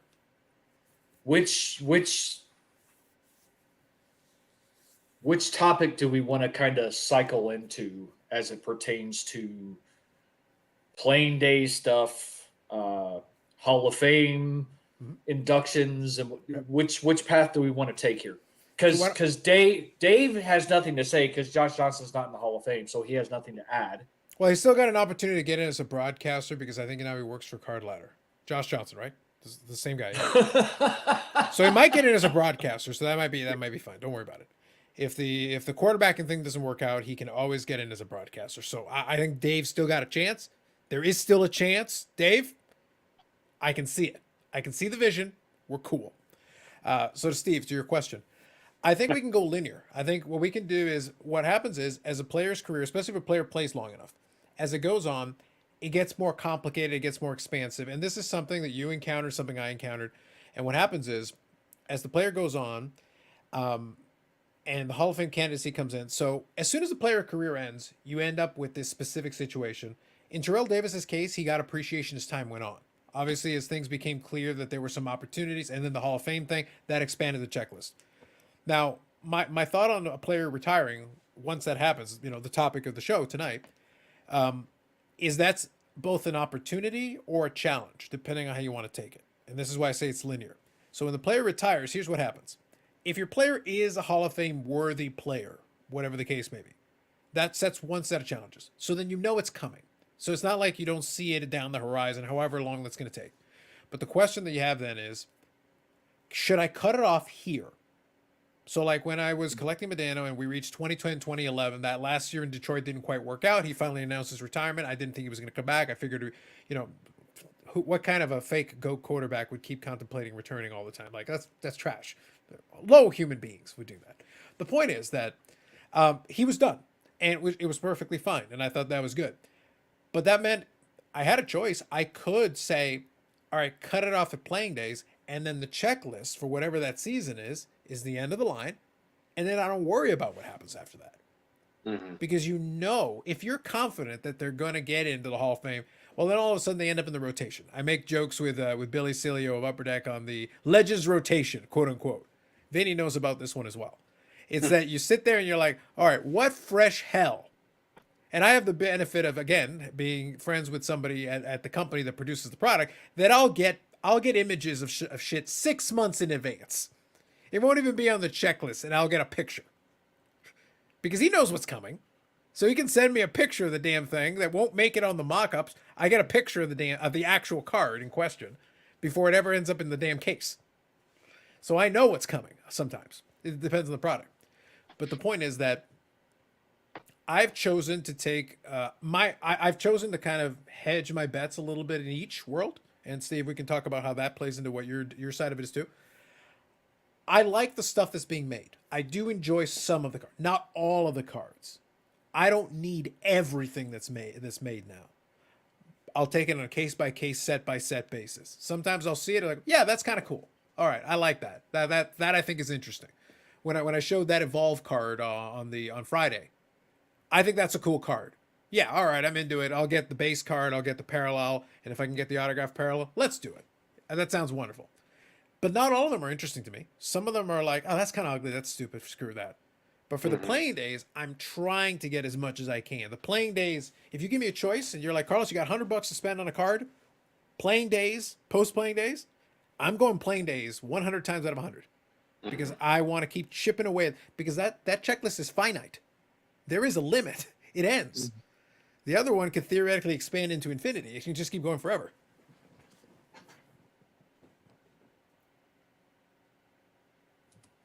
Yep, and for me, it's different. I'm granted, like my checklist, the way I have it broken out on my Excel file. My main bigger sheet focuses on through 2015, and 2015. Why I like selected that date? Honestly, I really there's not any particular reason. It's only at the fact that so from my perspective, which is different than most, is after 2001, TD cards like went on major decline as far as the cards that were being produced. So 2002 dropped significantly, 03, 04, and so on and so forth. You know, they started dropping as far as the amount of cards that were being produced. 2015, from 2010 to 2015, they started going back on the uptick. And being prime years of YouTube collecting, it's one of those in which it got to the point to where I'm like, okay, yeah, this is great that Panini keeps pumping out stuff, but I can't, it's like I can't keep going after all this new stuff. So it's like subconsciously, I'm like, okay, 2015 is my cutoff, my main focal point. But the same as you, playing days, 95 to 2001, if I had $100, I'm going 1,000 out of 1,000 if I could pick up stuff. Yeah. Because, like you said, that's a finite list. It's never going to expand. It's never going to grow. It's X number of cards. This is what I need to go for. And, you know, I just pulled up my checklist just to peek because I do have 95 to 2001 also as a breakout on my spreadsheet. And I've explained this before, but for those people who haven't followed us before, my checklist is based on card total, and then I have what I deem as obtainable. Obtainable is anything serial number to 5 and above. So if I happen to get a 101 or a serial number to 2, 3, 4, whatever, I still count those in my percentages, but it does not go towards my obtainable total for that year. So as of right now, I have 70% of all cards produced up to 2001. Some of that percentage does include the few 101s I have from a few of those years as well. So although, like I said, it's 95 to 2015, and technically it's not 95, it's 93 to 2015, because he does have a Georgia police card, which I've still never seen, and I'd love to add to the collection because then I could technically mark off 93 as being 100% complete, but I digress. But 2015 is my cutoff. Do I still add stuff from later years? Of course, but I'm a lot more picky with some of that. Now, question, Steve, for the 2001, how many cards does Terrell Davis have up until 2001? So in that initial cutoff group. Total cards from pre-95 to 2001 is 2788. Yeah, which sounds about right. So the reason I talk about it is that like it's funny because indirectly, Terrell Davis and Medano had very similar numbers through a lot of the different time periods. In football, they stacked up a lot while he was dominant. He was having his moment and he was having his time period. Medano spread it out over a bigger period of time because obviously it's a 21-year career. So by the time it was done, Medano had more playing days cards. But I'm kind of in the similar boat. Not quite as many. I'm at about 56% of the cards, but there's 3,700 in his playing days. 21 years. So like we spread it out over a longer period of time. So for me, anything getting approaching 60% and above, like that's 2,100 cards just playing days. Like that's a lot. It's one of those things. It's like it's enough. Like I could honestly just stop there and it'd be like that's plenty. That's plenty to chase. I still have 1,600 cards to chase. I got plenty of things to do. Yeah, Ben, for context, he has 97 cards that are serial numbered 4 or less during his playing days. And I have 5. Technically, I only have 4, but I count 1 because it was a replacement of a 101. It's not serial numbered, but it is still the same card that should have been tagged or serial numbered as a 101, but it's a replacement. Don't tag your cards. They make them coasters. It's no good. Can't do that. Touche, Carlos. Touche. See, Eric, you got the alert for that one. I bet you got the fucking alert for that one, don't you? We'll see. We'll see how much on point he is. So Dave, I mean, it's a little bit different from your perspective because, and I'm speaking specifically for Josh Johnson. Thank God, because otherwise it's every card in creation. In which case, I don't have we don't have a calculator that can go that high. Yeah, nor do we have the time. No, we're not going 7 hours. There's your tag alert, Carlos. Finally, after a minute later, he's slow. He's slacking. Yeah, he's slacking.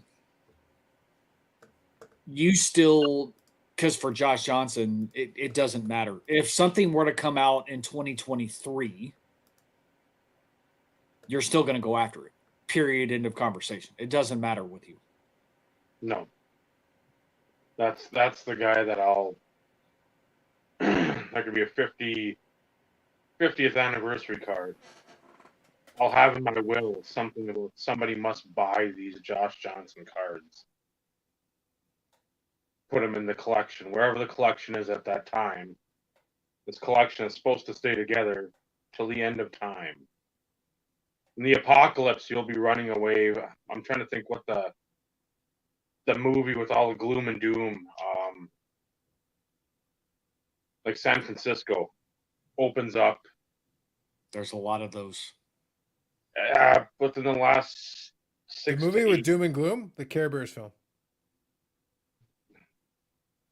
A podcast on Saturday nights about 9 o'clock Central Time on YouTube.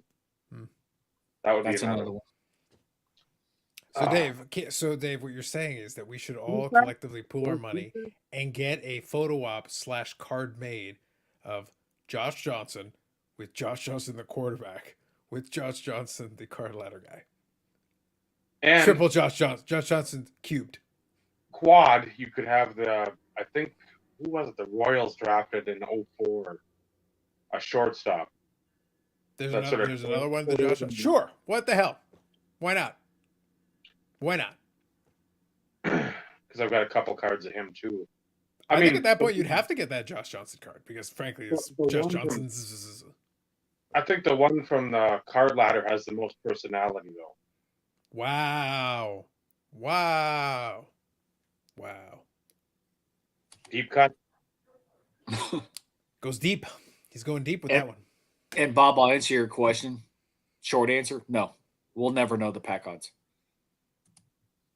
Just thought I'd answer it just for the hell of it because we all know the answer. We'll never know. And Bob's also claiming that Vinny gets free hats by getting on the yachts. So we know, just throwing it out there. Oh, here we go. Eric mountain bikes with the guy with the same name. So now we got a 5-way autograph. Could you Yeah. get his autograph though if you two decide to engage in cyclocross, the thing that Eric claims is the thing? I think it's just them battling on bicycles. I think they're just fighting to the death. So if you kill bicycle Josh Johnson, then we really don't need him. Like if he's dead, he's sure as hell not signing at that point. No. I think it might be out. Well, then it'd have to be a cut autograph, which may take away from the aesthetic of the card. That's valid. Very valid. It's an important consideration.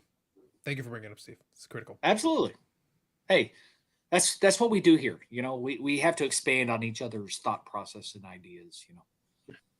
That's why it works.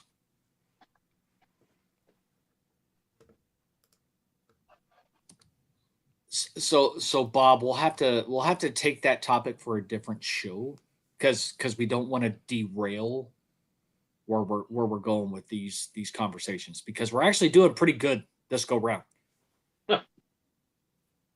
So put that one in your back pocket, and the next time that you can actually join the show, whenever that is, 2 months from now, next year.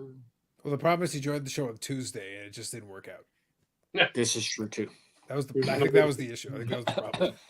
Facts. Yeah, he joined, but no one else did. Facts. Save that one for your back pocket, though, Bob. That could also kind of go along of like what would be your Mount Rushmore card quad autograph type conversation. But anyways, Now just let's bring continue. it back. So bring it back. So Dave, Josh Johnson, you collect everything and anything.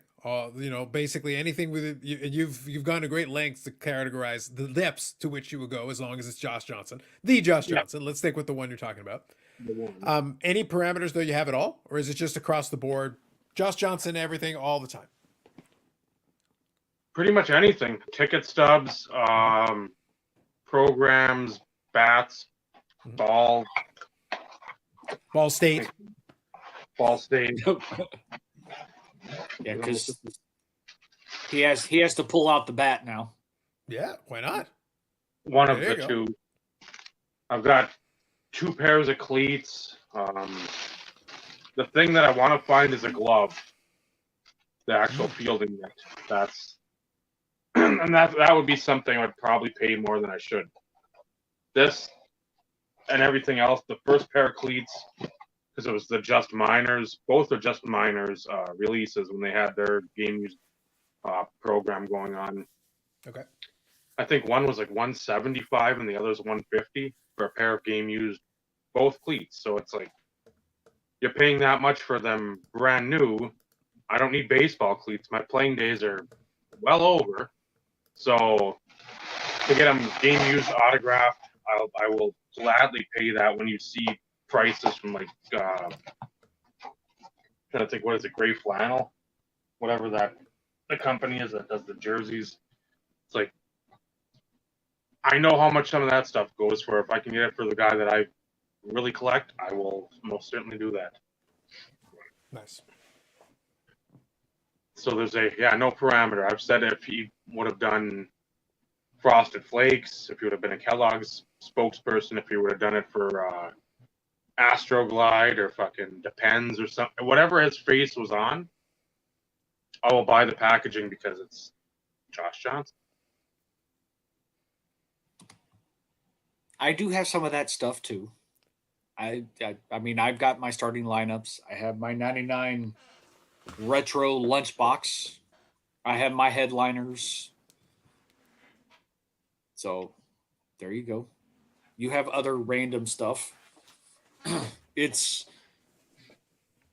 I will say, and I'm gonna talk about Beckett for a second. So Eric, I hope your ears catch on fire. I got to refill my beer for this, Steve. I don't give a please shit. Continue.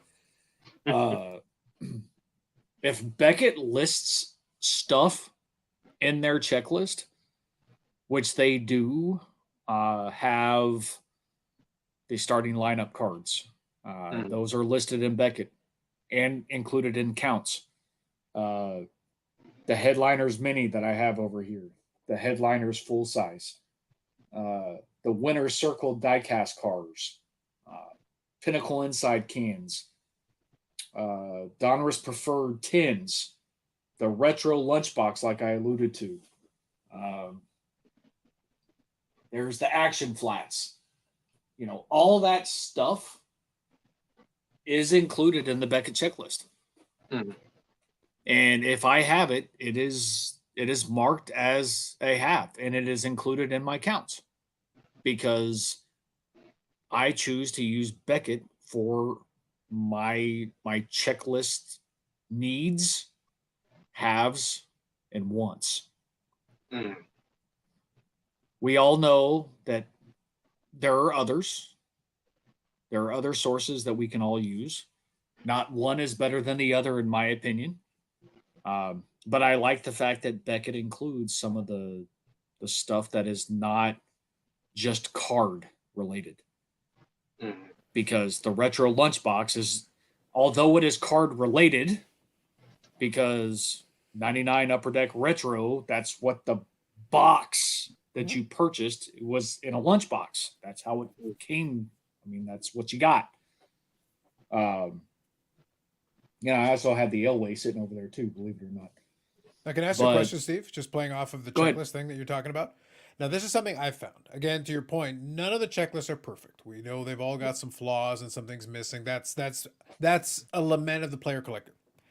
I can say that recently, in one of my last mail days, I actually had the pleasure, and it was funny because I was joking with Bougie Eric about it and a couple of guys on the live stream because it's one of the things I'll talk about.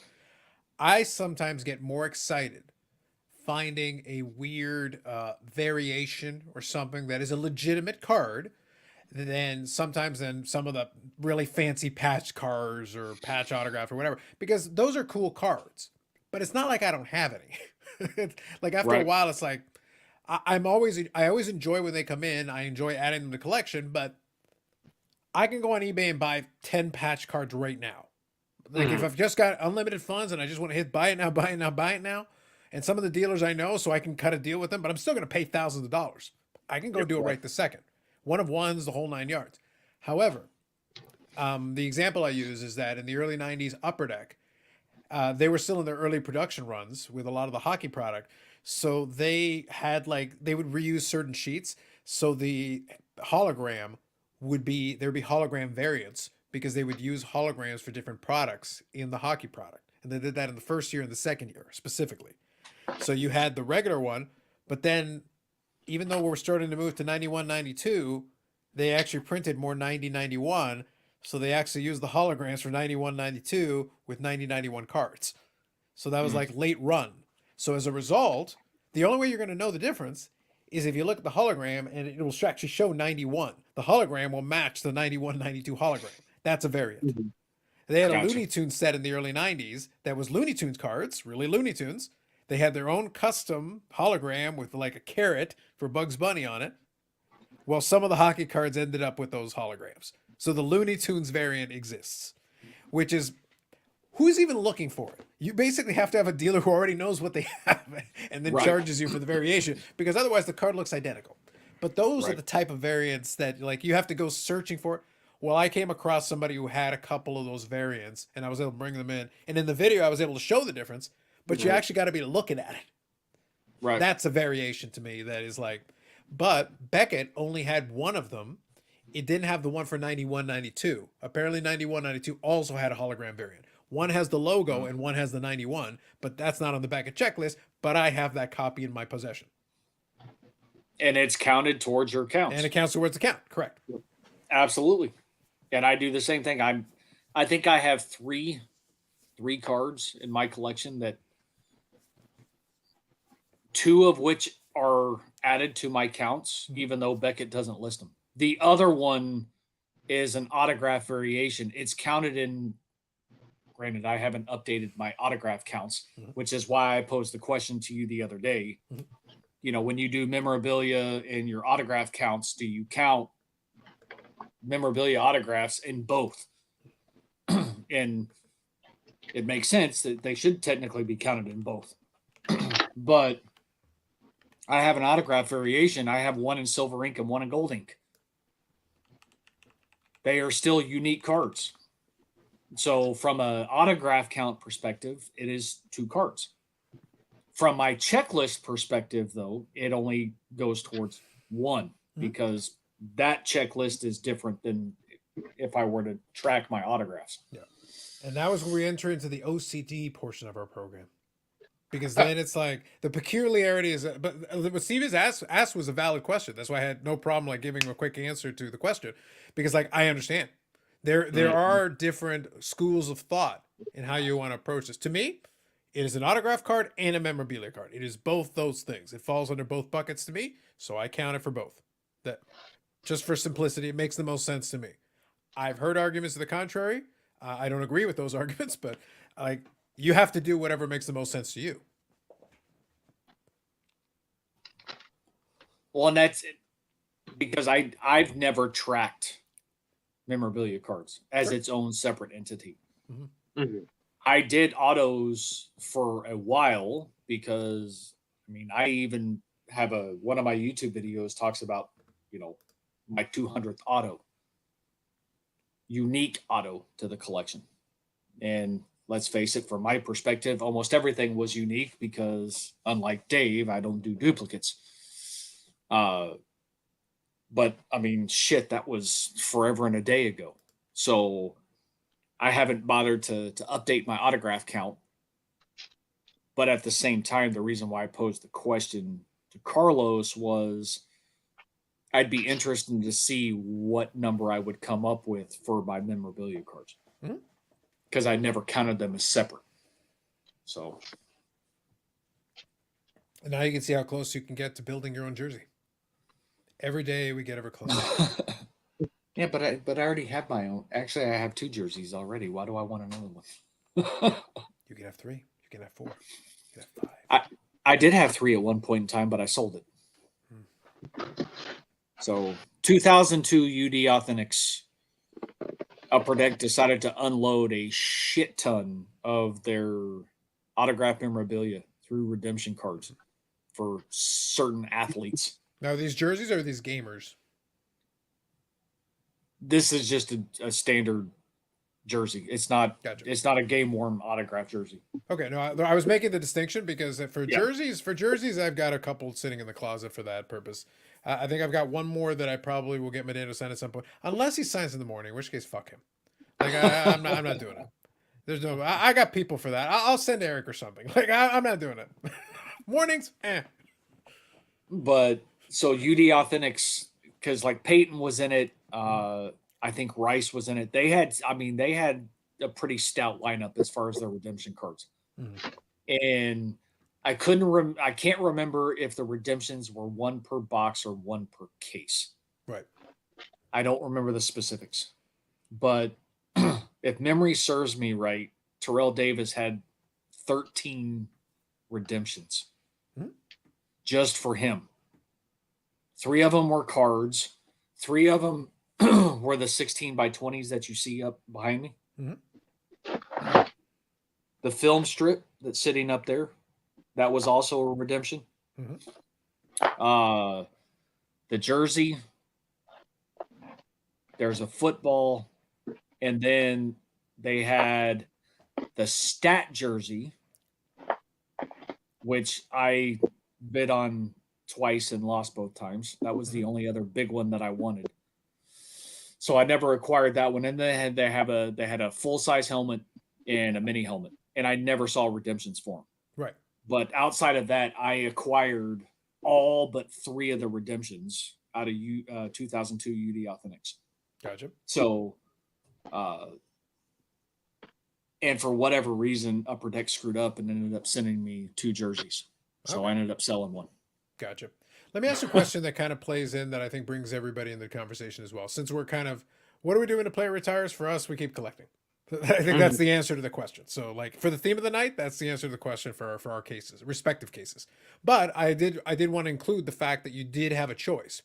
We could all have said, hey, cut it off at the end of playing days. And that was a perfectly valid choice and probably a saner choice. If we're being completely fair, the problem is I actually like the stuff they made after. Not all of it, but I like some of it. And so like I'd be denying myself some stuff that I think is interesting that I would enjoy. But so I made that call to say I'll pick and choose post playing days, but pre playing days I'm still trying to chip away at the real checklist. That's for me the real checklist. But here's a question. One of the categories that I've always been kind of interested in that I think is a little bit of a variation to how people feel about it. How do you feel about the buyback autos?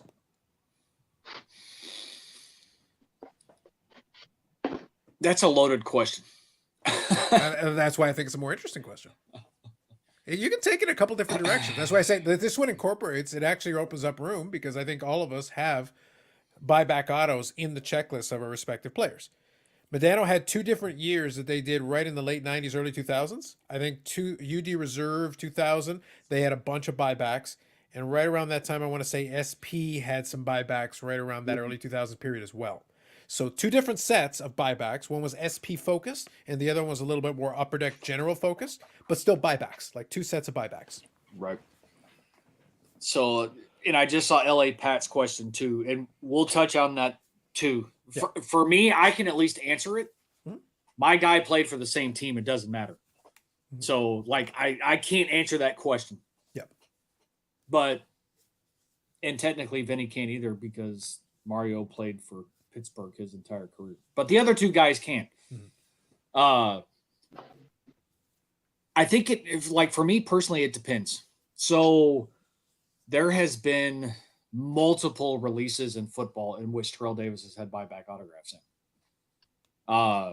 2001, they were all buybacks associated to the TD Salute, which was produced in 99, I believe, in the various playoff products. So Prestige, Honors, and one other one. Mm-hmm. So there is a shit ton of buybacks. Varying numbering, all hand numbered. It's like, why did certain cards end up being lower numbered than others? Maybe it's because they didn't get as many of the others. Who knows? So, and I have a lot of those. But when you start getting into like recollection collection, when you start using that nomenclature, that terminology for buyback autographs, I have a tendency to like those more because they're bringing back older version cards that weren't around during the autograph time and getting them signed. So Upper Deck had a shit ton. Dave's showing random cards as I'm talking now all of a sudden. Canned Card Collector is just asking for some eye candy, so Dave oh, is delivering. Gotcha. So keep I missed talking. it. Keep talking. I missed it. I'm sorry. But on the flip side, I think I like, because like Prime Signatures did it too. 2004 Prime Signatures did the same thing, brought back some older cards as buybacks, and they were all on-card autographs. So from a buyback perspective, I like them because they're typically all on-card. Right. So that's one bonus. But I do like what Upper Deck did for a few years and their buybacks, because there's one card specifically that I like the Buccaneers patch on that one, Dave. I think that's a really cool patch piece there. That Bucks patch is nice. There will be more. Yeah. And this goes along the lines of what we were talking about earlier about Beckett having shit incorrect. Mm-hmm. They have a buyback listed for Terrell Davis, and I don't remember what year the actual year is as it pertains to the set. But depending on what you look at, there's a buyback serial numbered, hand numbered to 14. It's either the 96 SP or the 95 SP rookie. So I've seen them both listed in Beckett, and then I've seen them swapped out and switched. So it's one of those in which, why don't you have both listed? Right. I had the 96 version, and I've had it for years. The 95 version is one that I want. but I'm not paying $2,000 for it. Right. Just because it's a certified buyback and it's on his rookie card, it is serial number to 14. I'm not paying $2,000 for it. Just saying. Yeah. Well, that's the So- reason why I wanted to ask the question, is that it does create an interesting kind of fun angle, an interesting dynamic. And the reason I referenced those two early 2000s is because they came out within right around the same time period. And one of the opportunities it created was that you had for Upper Deck, for SPA, for SP Authentic, they did a buyback of his rookie, for his Upper Deck rookie, which is nice. And they numbered it to 75. I actually pulled one up on eBay so I could reference it. That wasn't off the top of my head. I don't want to claim that. But I went and looked at it. It's a nice card. It's a really nice. But at the same time, I'm sitting there like, even at the time, I remember a lot of, because I picked up different buybacks. I've got several of them. But I remember even at the time, I'm like, wait, so how much of a premium do you want? You know that the Medano Upper Deck rookie is like $1 card, right? You know that I can get Medano to sign it for like, at the time, like 30, 40 bucks. How much do you want for this? Numbered to 75? Question mark. And I always thought that was kind of funny. It is a cool card, but at the same time, aside from the Upper Deck authenticated sticker and the card that comes with it, you know, the hologram for authenticity, what's the difference if I literally went and grabbed one out of my box, had Medano sign it, again, assuming he signed it in the afternoon like a human being and rather than a heathen? What would be the difference visually? Other than the numbering. Correct. Yeah. And I can literally be like an asshole when I go, hey, can you put 76 out of 75? Yeah, or something of that sorts. Yeah, Yeah. just to throw it off. Yeah, just to mess with everybody. But but so it's one of those things, like, as a collector, I understand. It is still interesting to me. If I could get it at a reasonable price, I'd be like, okay, yeah, sure. I'd love to add it. But visually, it's a 90-91 Upper Deck Medano rookie with an autograph on it. That's why I kind of laugh sometimes. I chuckle. It's the same thing that happened when Panini did its brief foray into hockey, and they entered National Treasures, or when the Cup does some of its stuff. Yeah, exactly. Dominion was a big one for that. One of the coolest looking cards in Dominion for hockey was the one that has that medallion of the cup on it. It's like an engraved medallion of the cup, and it's a beautiful card. Beautiful card. They numbered them to 10. Beautiful, gorgeous. But here's the thing. And I joke with a couple of folks. I go, guys, if I forget about the medallion for a second, this is literally just an on-card autograph, and people comfortably ask $1,000 for it and don't even bat an eye. I'm like, this is an on-card Mike Medano autograph. I have literal hundreds of them, and most of them I'll buy for 20 or 30 bucks on card. Yep. But because it's National Treasures and because it has a medallion, a piece of metal with an engraved Stanley Cup on it, we're going to pretend it's $1,000. Come on now. Yep, and that still stems from the hype of the last 2 years of the hobby. Yeah. People haven't gotten out of that mindset because I've seen a lot of stuff come and go, and I've stood behind this, and I will continue to stand behind this. In order for me to purchase a player worn or non-event specific patch autograph of Terrell Davis, it has to be something in which I just look at it and like, you know what? I don't give a shit. I got to have that card. There's some nice looking stuff out there, but with the years that Terrell Davis played, most of his stuff all the way up through 2015, I think that's really why I selected 2015, is that was pretty much the last year of game use stuff for Terrell Davis. Right. There's some sprinkling of stuff in later years, but not much. But the majority of stuff in 2015 was still game used, except for Upper Deck Retro, which I didn't realize until after the fact, but I digress. So it's one of those in which there are times in which it gets extremely difficult to pick and choose, though, too. Mm-hmm. Because like you still look at the newer stuff, and I feel like I'm going to be speaking for you. If it's jersey pieces or patches or whatever, I would venture to say some of the newer stuff is probably not game used.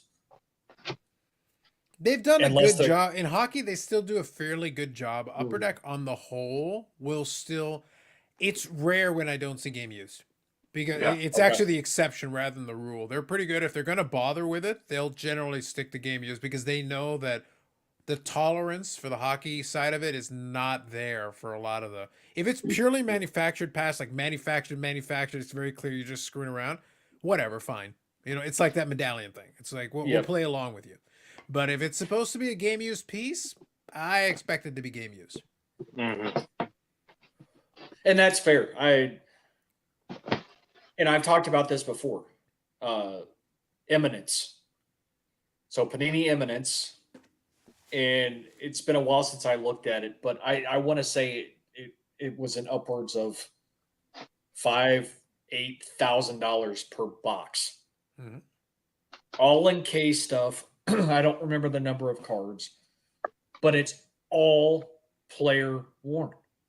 Mhm.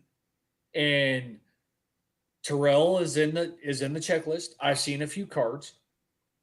They're nice. They're pretty. But I can't justify dropping $300 on a player worn patch on card autograph when during his playing time and even shortly after, there was a shit ton of game used on card autograph stuff that I could get cheaper. Yep. Just because the price point is X doesn't mean that the individual cards should sell for what they do. But I understand that concept. We all understand that concept. G'day, Yannick. Thanks for coming and hanging out. So there is a lot of nice stuff in the newer products. A lot of nice stuff. And I look at it and I put it on the watch list and I watch just to kind of see and get an idea. And this goes into something that we talked about earlier, Carlos. It's since he's made the Hall of Fame,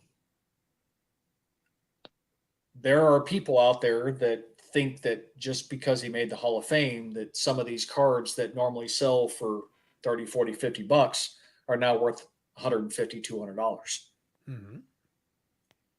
And, as we all say, and I've said it many times, I'm a cheap ass.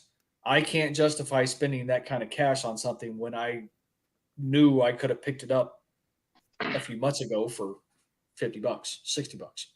Mm-hmm. So I still hyper focus on the fact that I refuse to overpay for something just because, one, the seller's living in the past, and two, this hurts me to say that they're putting him on the caliber of a Barry Sanders or an Emmitt Smith. In his short career, absolutely. But because he didn't have the length of career, he's not an Emmitt Smith. He's not a Barry Sanders. He's not that upper echelon as far as the price point is concerned. So what you're saying is that you discuss it with these sellers and you send them the meme from Mark McGuire. I'm not here to talk about the past. No, I do not. You should. Though. I think it's fantastic. I don't even waste my time because 99% of the time people. Prime example, I engaged a seller who has the impeccable 101 autograph. So Okay. 2022 impeccable championship auto, champions auto. It's the one I got from Paul, number to 49, jersey number 30 or 49. And then I also have one of the printing plates. He has the 101. He's got it for $1,200 or best offer. I've messaged him. I'm like, hey, would you take X? I'm not going to tell you what I offered because that's nobody's business. And I gave him the reason for my offer. I just acquired this card, my Leaf Limited, Quad Patch Auto 101. Granted, I know it's sticker from 2004 for this amount of money. There are 4 autographs on this card. It is a 101, and there's also patch pieces. Mm-hmm. I paid this. I think this is reasonable for this card and from this product. I got crickets. No response. No, nothing. He just let it ride. Mhm. So it's tough in those situations because at some point that card's going to go up for auction, and hopefully I can, bring it home. Mhm. But at the same time, it's just because it's newer product, it's from Impeccable, which is a higher end product. It's a 101. Yeah, but be reasonable in your price points. And I know you deal with that on occasion though too, with some of the price points that some of the stuff people want for Madonna. Yeah, well, not even Medano. Like Medano is obviously the one that I can speak to at great length because I've been doing it the longest. I have the experiences all through different eras and all that stuff. But even when I play or collect something else, Dave knows that I have fun right now with my AEW stuff, and I got my dentist PC, my wonderful dentist PC. But it's the same principle though. When a new product comes out, some of the rare numbered stuff, the sellers will have a certain notion of what they think it goes for. And I'm watching one of the one of ones that came out, and somebody pulled it, and I saw it on the Facebook group when they pulled it because I keep an eye, and then it showed up on eBay. And they actually sent it in to get graded on top of everything else, as if that was going to make a difference. It was already a one of one. But sure, knock yourself out.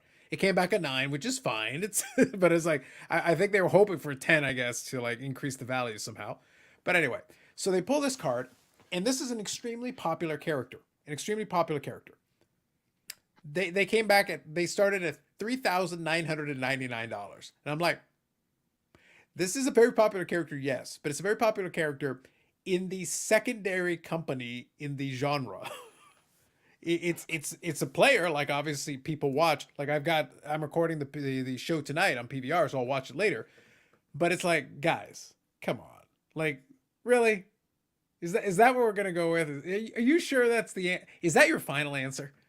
But I've been enjoying watching it. It's been a lot of fun for me because this is already played out. Now, I don't think I'm going to be a player at this one because I think regardless of what the actual price works out to be, I think it's still going to be a little too rich for me. And right now I've got to be fiscally responsible, as boring as that is. But I'll tell you this, $3,999 was the initial. They got crickets. Then they go and put it at $2,999. Crickets. Then they put it at 2,500, crickets, 2,400, crickets. And right now it is sitting there with 4 days and 23 hours left as we speak at $2,200 with 0 bids and crickets. And it's like, I guarantee you, if you put it in open auction, it'll sell for a pretty penny. I would not be shocked if it went for 4 figures. I could see that. You're trying too hard. You're trying way too hard. And you're not going to get there. That's why I joke with a buddy of mine that I talked to on the wrestling card side of things. I go, look, when it comes to the Britt Baker stuff, I'm one of the biggest players in the space. The wrestling card market is more niche. Mm-hmm. Just because I'm willing to throw a couple $100 at a couple of cards, that makes me the whale. If I'm laughing in your face, that's half your market. Mm-hmm. There are other people that are willing to pay some money for some of these cards, so that's why the price even gets to that level. But it's like, you can see it. As soon as I bought my copy, and I have an example that I literally showed on the live stream. I bought my copy at the highest amount that anyone had paid for it. The very next one that came up dropped $70. The next one that came up dropped another $100. That market is thin. There were 25 copies. It's out of 25. It's a nice card. But as soon as the people that want it, the price suddenly drops like a stone because the next person isn't willing to pay that much. The only thing that matters is what the top person is willing to pay and what the one directly underneath him is willing to pay. Mm-hmm. Because I won that in open auction. So the underbidder who lost to me then bought the second one. Then the person underneath them bought the third one. The person underneath them bought the fourth one. Well, each time the thing just starts dropping. And I'm happy for the person who wanted fourth or fifth because it's like, hey, I was impatient, so I paid the premium. You guys got it at a discount, but it can only go down to a certain degree. But if you were hoping to get the first number, you weren't going to get it. Right. Yeah, I can relate to that. Yeah. I can relate to that being the first one to bid on something numbered to 5. Yeah. Those who are willing to be patient will be rewarded. Those who are willing to be patient in a lot of cases will be rewarded. I was willing to pay the impatience tax, but I understood it was the impatience tax. I was okay with that. But that's why when I see some of these more premium ones come out there, it's like, guys, who else do you think is going to... like right now, I'm not playing. At the moment, I'm sitting back watching everything, all the proceedings. But if I'm not playing, who the fuck do you think's going to play? Mhm. The field's Right. empty, man. There's not a lot of people out in these streets. No. Better yet, the stadium hadn't even been built yet. You're standing in an empty parking lot. Yeah. So like right now, your best bet, like if he wanted his maximum value, honestly, his best bet would have been to put like $199 starting bid, which is still money. It's a one of one, so they'll get bids, and then let it ride, and it'll probably come out at $1,200 would be my guess. I'm not going to be a player at that, but I can almost guarantee you're more likely to get that money if you just let the market play out and let people see it and let it circulate the social media sphere a little bit, let people bid on it, and some people snipe at the very end and give you a little boost at the end. Yep. Somebody hoping to capitalize in hopes that somebody will bite at the large value. Yeah, that's But probably your best bet. You also run the risk of somebody having buyer's remorse, jumping at something that high and not paying, and then having to deal with relisting anyway. So Mhm. It's always a risk. Like anytime you're trying to sell anything that's considered a premium, it's always like it's entertainment. Dave knows this. He's extremely passionate about wrestling. We know this, and we can have that discussion anytime. But the reality of it is that it's a niche piece of entertainment. It is entertainment. Yeah. So what happens is there is a passionate audience and a passionate crowd, but they don't have limitless funds. For them, the sticker shock of even having to pay $100 on some of these cards has blown their minds. I come from a sports card space, so for me, it's like, okay, yeah, I don't want to pay this, but I'm willing to just to take it home, and I'll pay the impatience tax sometimes. So as a result, I will get first dibs. I'll get the copy that I want first, and then y'all can fight for the scraps. Mhm.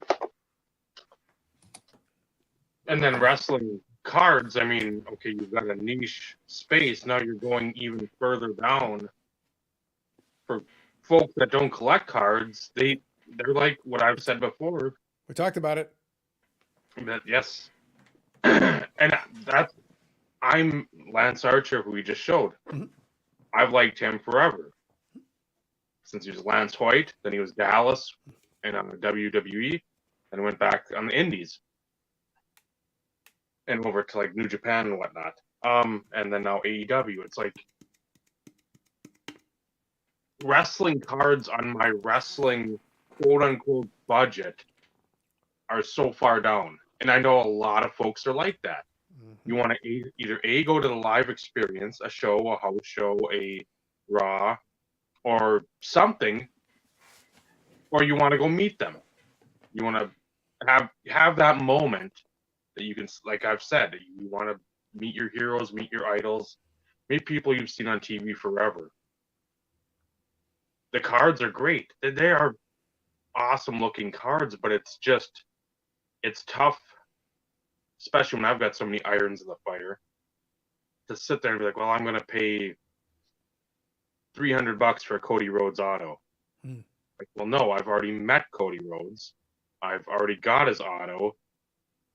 Again, going down to St. Paul, having a hotel, going out to eat. That was like $200 for the whole thing. And that was 2016, November 2016. So, and then seeing him as we were checking in. Mm-hmm. And he sees the Bo Dallas, the Bo Leave shirt I had on, and turning back and says, all you got to do is Bo Leave. And then when he saw me at the show again, I thought you were ring help. I would have talked to you a lot longer if I knew you were a paying fan. I said, hey, you're busy right now. You got a lot of stuff going on. So I'm happy you at least acknowledged me there. That's the Minnesota way. If this is New York City, I would have probably fucking jabbed you and said, acknowledge me, eh? I was gonna hand a list of notes going, could you do your promo like you're not reading off a teleprompter? That'd be great. It's like really? It's like let me cite all these issues that I have with the things that you say. Now it's I'm a critic. oh yeah. And again, with how much we've watched wrestling, you can tell when something's from the heart or something's been rehearsed quite a bit. Yep. But yeah, the cards that where people think they're gonna get the prices and the reality bubble, that's gonna pop a lot of people's expectations quickly because there's just, like Carlos said, there just isn't that ginormous market. Like, oh man, I pulled a LeBron auto. You've got a lot of folks in the space that no matter what team he's pictured on, they would like to have that card. Mhm. MJF, it's not Undertaker, it's not Stone Cold, it's not The Rock. Even with Hogan and all his stuff out, he's becoming the Pete Rose of wrestling. But even Hogan and Flair, you want to have their autos because these are recognizable icons of the industry. MJF, not so much yet. But even then, I will say that his stuff actually sells pretty strong. I think if Yeah. you started off, that's the point that I make with this whole thing is just this. Like sports cards as well. If you price the thing correctly to get enough eyeballs on it, to give people enough of to give people what they feel is an opportunity to get it, there are a lot more people that will be interested and will actually engage with it. And if enough people engage in it, that will build what you want. If you try to be greedy and try to squeeze every ounce of blood from the stone, a lot of people will just gawk at you, and that's how the attention you're getting is just gawking. It's window shopping. Nobody is legitimately a player in that space wanting to play. We're not even having a discussion. It's not a negotiation. We're not even having a discussion. It's like we'll just gawk at you, and you can stand there holding your wares, and nobody's interested at that level. If you let it play out, though, I've seen strong numbers for some of these people if you allow the right circumstances to coalesce. Price it correctly. I guarantee you'll get action. Trust me. I've seen, even to your point, leading into WrestleMania season, Rhea Ripley. I bought an autograph. I did this myself. I bought an autograph in December. I paid $60 for it. I sold it for 50% more a couple of weeks ago. Snap, boom, done. What happened? Well, she's in a WrestleMania program. People are paying more attention. That's it. That's all that happened. But I also bought it at a correct price. I bought it at a price that made sense when I was buying it. We negotiated. We came to a number that we were happy with. I figured I would move it at some point, but I had no hurry. I was patient. I could wait. I looked at the situation and said, okay, let's let it play out. Well, guess what? I let them bid on it. Let it happen. Boom, done. They paid, no problem. They came back. Hey, really happy with the card. Thanks. No problem. No worries. Everybody's happy.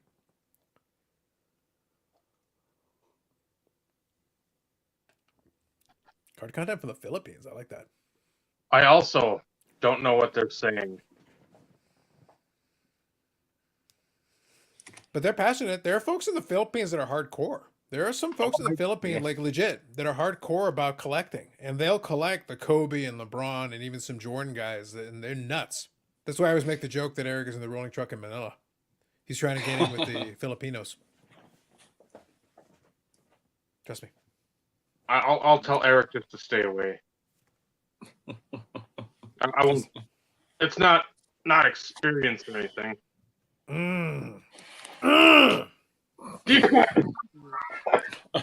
Woo. So Jason Robertson, you were saying, go on. Yeah.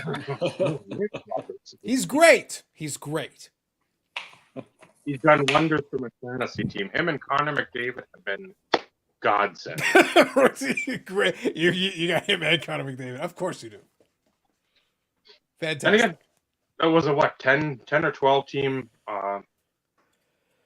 ESPN league. So okay.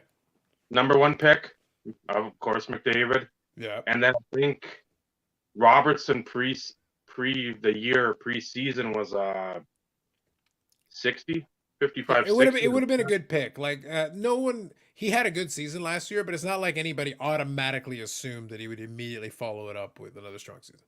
Yes, like, other than you, Dave. Other than you. I wanted to get him. I'm like, I will jump 2 rounds ahead of what I should, but listen, I love Dallas, but I'm not doing much prospecting. I have picked up some Ottinger cards because I like Ottinger. I enjoy him. I don't even collect goalies, to be honest. But I do enjoy Ottinger. But no, Jason Robertson's, he's good.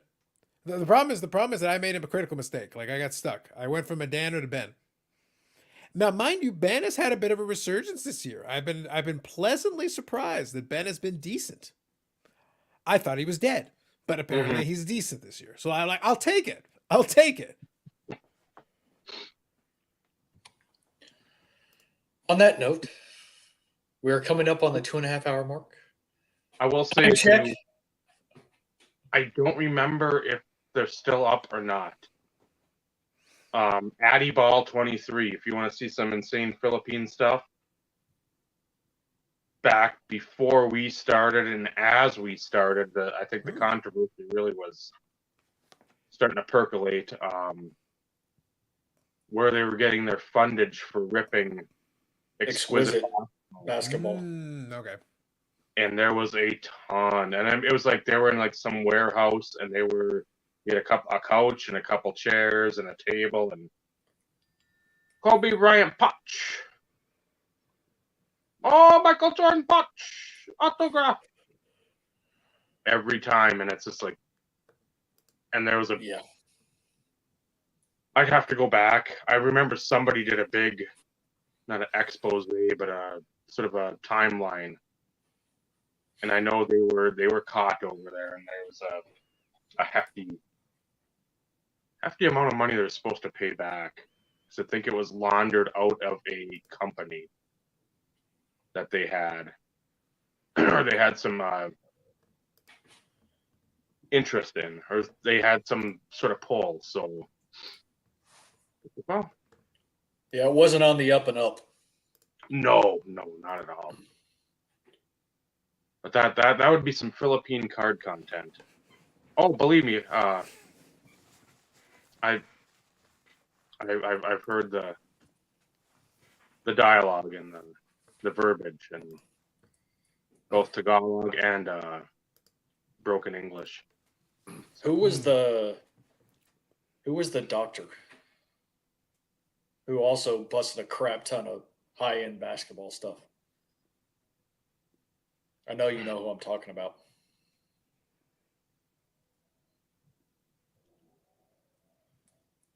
It's not like it. Doctor was not in his YouTube channel name, No. but come to find out, he was. I mean, he was a legit doctor, All right. but I mean, What kind of doctor, just out of curiosity? I don't remember. I don't remember specifically. No, the only reason I ask is not related to the doctor you're talking about, but one of my longest hobby friends for many years is actually a guy out of Saskatchewan, and he's actually a clinical pathologist. So like so he deals with dead people. Yep. And I go and I always laugh because I go, that's perfect for you. That's perfect for you. This is why we get along. He doesn't actually like people. That's why I say it. That's why we get along so well. I've known him for more than 20 years. He sets up at the expo. Amazing collection, though. I will say, amazing collection, because if you live in a place that has low cost of living, and you're working a profession that pays really well, and by the way, you happen to have some business savvy in terms of actually, buying and selling cards, because he's really good at it. But he buys high-end shit. Like, he opens up high-end shit for fun, but he also knows how to move it. He also knows a lot of people. He can be like, all right, we'll take this stuff, boom. And his showcase, full of high-end crap, but at the same time, when we're at the show, he prices it appropriately to market, and guess what happens? He doesn't have cheap prices. He doesn't have low-end stuff. You start off with his stuff stacked 5 or 6 cards deep in each showcase, and a bunch of showcases. By the time it's done, he has to reshuffle it because the piles have stopped. And the pile of money keeps getting like this. Keeps getting bigger and bigger. That's how you do business. Yep. That's how you do business, man. He's got good stuff. It sells well. People pay good money for it. But he doesn't rake them over the coals, so they'll come back later and buy more. Mm-hmm. That's good business. Long-term sustainable business. I want to say that guy's name has like Asian something in the YouTube name, but not spelled like the nationality. It's like a play on letters. Okay. I know you know who I'm talking about, Dave. Mm-hmm. I can picture him opening them. I wish Paul was still here because Paul probably would remember Pete S. Gotcha. But he was another guy during the early years of first couple of years release of Exquisite. Opened a shit ton. But anyways, that's another topic for another day. I'll see if I can't maybe figure it out at some point. Fair enough. But we are coming up on 2.5 hours, Dave. Yep. Time check for you, Dave. Good conversation though. Thank you, gentlemen, for inviting me. Even though I invited myself. Well, kind of, sort of. I kind of had to like mention it while Dave was in the chat just to make sure. I was like, this topic is like on a tee for me, man. Yep, it's pertinent. Yeah. It's pertinent. Just trying to think what else. See it. Brodeur has some of those buybacks. Mm-hmm. Yep. But again, with him, his auto is so plentiful that you don't need to. If you want a super collector, whatever the terminology you want to use, you can probably pick them up. I don't feel the need to. Yeah. Well, I mean, my take on it, Dave. My take on it. I wanted to get Steve's take as well because obviously it's a different perspective on it. And Vinny, by all means, you're more than welcome because I feel like Lemieux's had some. I don't know if he's had in those specific series, but he's definitely had some. I think they're a cool add-on. For me, as long as the price is reasonable, I like them because they're on card, they're on a neat card, they're already certified fully all the way, which I like. I think that's cool. The numbering and all that is a bonus, but I don't care that much. That doesn't matter to me that much. Yeah. I think it's a neat card to have, but it's not a must. If you put, again, 2 cards, same price point, you give me one of my patch autos from like the Cup or something, you give me one of these buybacks, I'm totally taking the patch card from the Cup. That's a much cooler card and a more interesting card to add to my collection. But if it's just there and the price is reasonable, okay, yeah, okay, I'll add that. That's another for my autograph column. I'll take that. That's cool. Now, what about how much of a difference does it make, or any at all, especially like the SPA ones or the upper deck type ones, when they've got the little. Do you still the certificate of authenticity piece? Yep. How much does that weigh into your? How much am I going to pay for it? If it's just the card, I got the card. Yeah, you got the sticker. I'm always, and this doesn't. For me, I'll pay a little more for this. I consider it a package deal. I don't consider it without. That's why I said like the buyback to me is a nice to have. It's not a necessity. Like again, in the list of, if you got a showcase full of cards and there's a buyback there, I think that's cool. Okay, maybe we can work something out. I need that COA. That's part of the package. However you want to include it, to me, it's one. If you don't have both pieces of it, you got an incomplete thing. I wouldn't really entertain it because again, I don't need it. So I'm not. So I don't really need to entertain it at that point. But if you got the full package, okay. What do you want to do? What I did this with. Funny enough, I did this with the Britt Baker because they actually put some buybacks into the 2022 AEW product. And the reason they did it was because Billy and I got a chance to chat with him about it specifically. People kept asking, "Oh, we'd like to have some on-card autograph. We want to have some on-card autographs." And they're like, "Okay, fine. We'll include them. We won't announce them. People will find them in there." Yep. But they're buyback autographs from like the canvas cards and some of the regular cards. But they're buyback on-card autographs. But they're buybacks. And I go, okay, that's cool. So I did pick up a Baker for that. And it's part of my checklist. It's part of the collection. Not everybody has it. I think they numbered them to 15. So they're actually pretty tough, those ones. So I was able to get it. So I have it. But it's not really somebody. I don't even think it's on the Beckett checklist. So Steve, unfortunately, another negative point for Beckett. It's not even on the checklist. So I'm like, come on, guys. They said they included it after the fact. They did mention it. Like, it's known. Hell, you could have referenced my podcast. I said it flat out with Billy there, and we talked about it. So we got references. I know it's a thing. Yeah, there's a few I've seen without, and again, I'll pay accordingly. Either way, it's not the same. Just because I get where through the collecting highway somewhere along the line that may have gotten discarded because you don't have a collector that knows or cares about that. But the ones I wouldn't go towards would be like the honors. The honors and the Bowman originals from 06 would be stuff I would just flat out stay away from. Because you just had the numbering I mean, if you had some sort of in with the cards that, like the replacement cards for Panini, you could finagle something because it wasn't really done well. Yeah, same.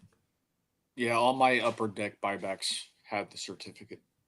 Yeah. The ones from Donruss Leaf Playoff, and I will call it Donruss Leaf Playoff because that's the actual product. It was pre Panini. All their buybacks, you could still tell when they were legit early on. Nowadays, it's one of those in which they could be faked if they wanted to be. Right. Not all of them, some of them. But, at least all the upper deck ones that I have, I do have them with certificates, matching holograms. Mm-hmm. Yep.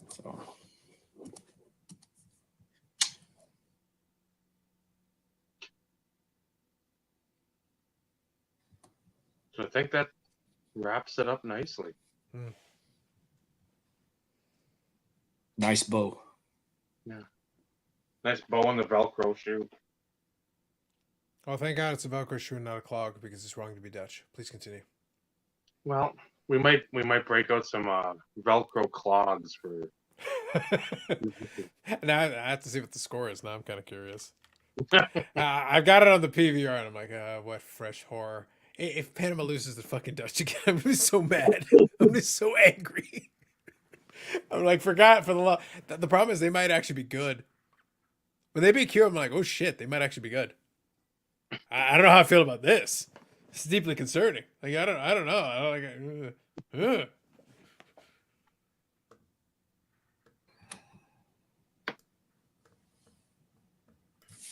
Oh, man. Hi, everybody. Hey, V! Thanks for joining in. This is great. Thanks for popping on. So glad you could join us. You should come on the show more often, Vinny. It's great. I know. I try. I'm getting bad as Bob. At least Bob has the courtesy to just show up and actually be here. You might have to get the cone of silence, Vinny. Like I'm not even joking. You might have to spring for it. It might be in the budget soon. There you go. Somebody more important than you, Eric. That's who There, he is. there. That's a low bar. Come on. There. All right, take it away, Vinny. That's enough. That's all he gets. Now you remember. Of course, he did have to sit through 2.5 hours before he saw a hockey card. Hey, listen. This is all I wanted. I go, don't give him what he wants. That's what I keep trying to tell them, but they don't bother to listen to me. Steve, just send them to my live stream. It's like hours and hours and hours of not giving Eric what he wants. It's like a demonstration, of what. Like, you see how much better it is when we don't give him what he wants. I was gonna say that's. DC knows about that one. I was going to say that's DC's lay to claim. Yeah. Yes, it is. Bottom Yeah. rung. Well, I'll probably be hearing from him as well because he's been into. He very much was in tune. Listen, this is not a joke. I want to just finish on this thought, and then I'll let Dave take it away, of course.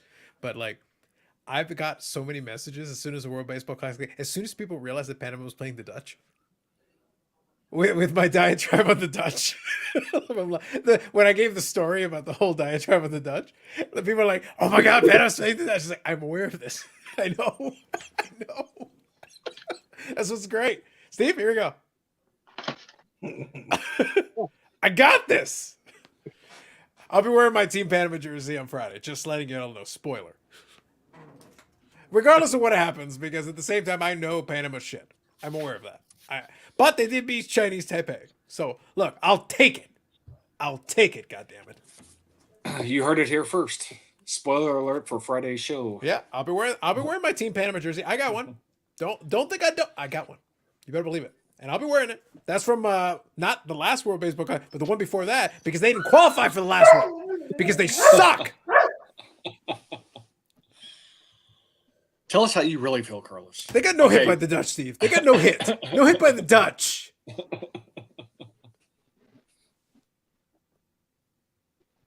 Okay, that's random. It is. FMV, Dave? Nope, that's All the right, FM. Oh, FMW. Sorry. Gotcha. With good friend Onita. That honestly looks like a VHS holder there. It is. It is. Okay, gotcha. Of course it is. Well, you know, Steve Aoki has a thing. You may be able to get that done at some point. I think it's music right now, but they got 8 tracks, so you never know. VHS could be down the road for them too. Beckett already does VHS anyway. So you're already like halfway there. Eric will co-sign on that. But anyway, my point is, Steve, they got no hit by the Dutch. It's hard to sink lower than getting no hits by the clog-wearing Dutchman. Great for metal music, but not so much for baseball traditionally. You know, if it was a battle of the bands and we lost to the Dutch, I accept this fate. Like, you know, we're clearly not as good as they are on it. I've listened to Nightwish. I've listened to several of the bands. They're really good.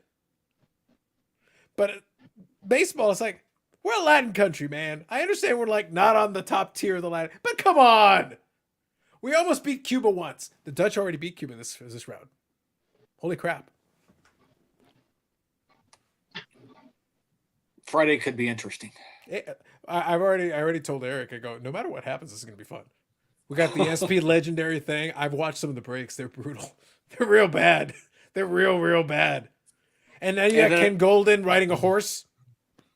And then, of course, Tyson pulls one of the Gretzky cards that you showed for Madonna. Mm. The insert parallel. He pulled a Gretzky autograph, numbered to 35. Oh, sorry, the Evolve? Yes. Really? Okay. Yep. Interesting. Yep. He pulled the Gretzky.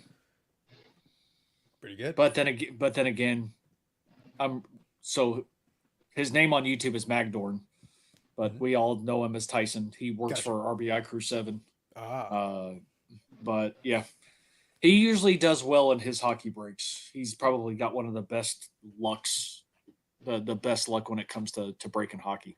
And by contrast, I watched the break of 4 boxes, and they did pull 2 good cards. They pulled 2, and they're already on eBay, those 2 cards. They pulled a Ray Bork Future Watch, which was a nice card. That's a nice card. It was damaged. They pulled the Yarmer Yager canvas. It was also damaged. Lovely. And then they pulled Steven Reinprecht, which was one of the ones that I made fun of on Friday. I was like, oh, yeah. And I literally said it to Eric. I go, the Steven Reinprecht has been pulled, Eric. Yes. Yes. Like I said, I'm going to have fun, guys. And if the Aaron Rodgers news drops, if he is a Jet by Friday, holy crap, it might be a new record.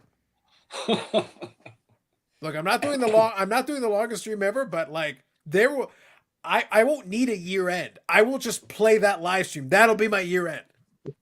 I will be in rare form at that point. If the Rodgers thing happens on Friday with the rest of the shit and the Dutch, that'll be my entire highlight reel. I'll just play the whole thing. Well, since Carr's out of Las Vegas, could he end up in Las Vegas with the reconnect with Devontae?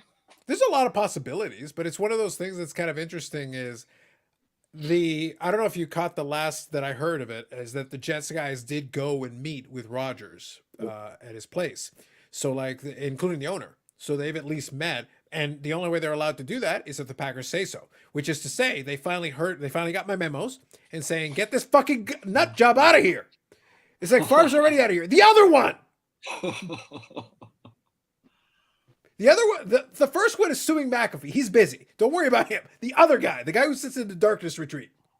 And not unironically. It's not like Bob Lewis sitting in darkness plotting evil. It's different. And Brady's going to be in Miami. If he unretires again, Steve, like I said, I know. Just in summary, listen to me. We got the World Baseball Classic of the fucking Dutch.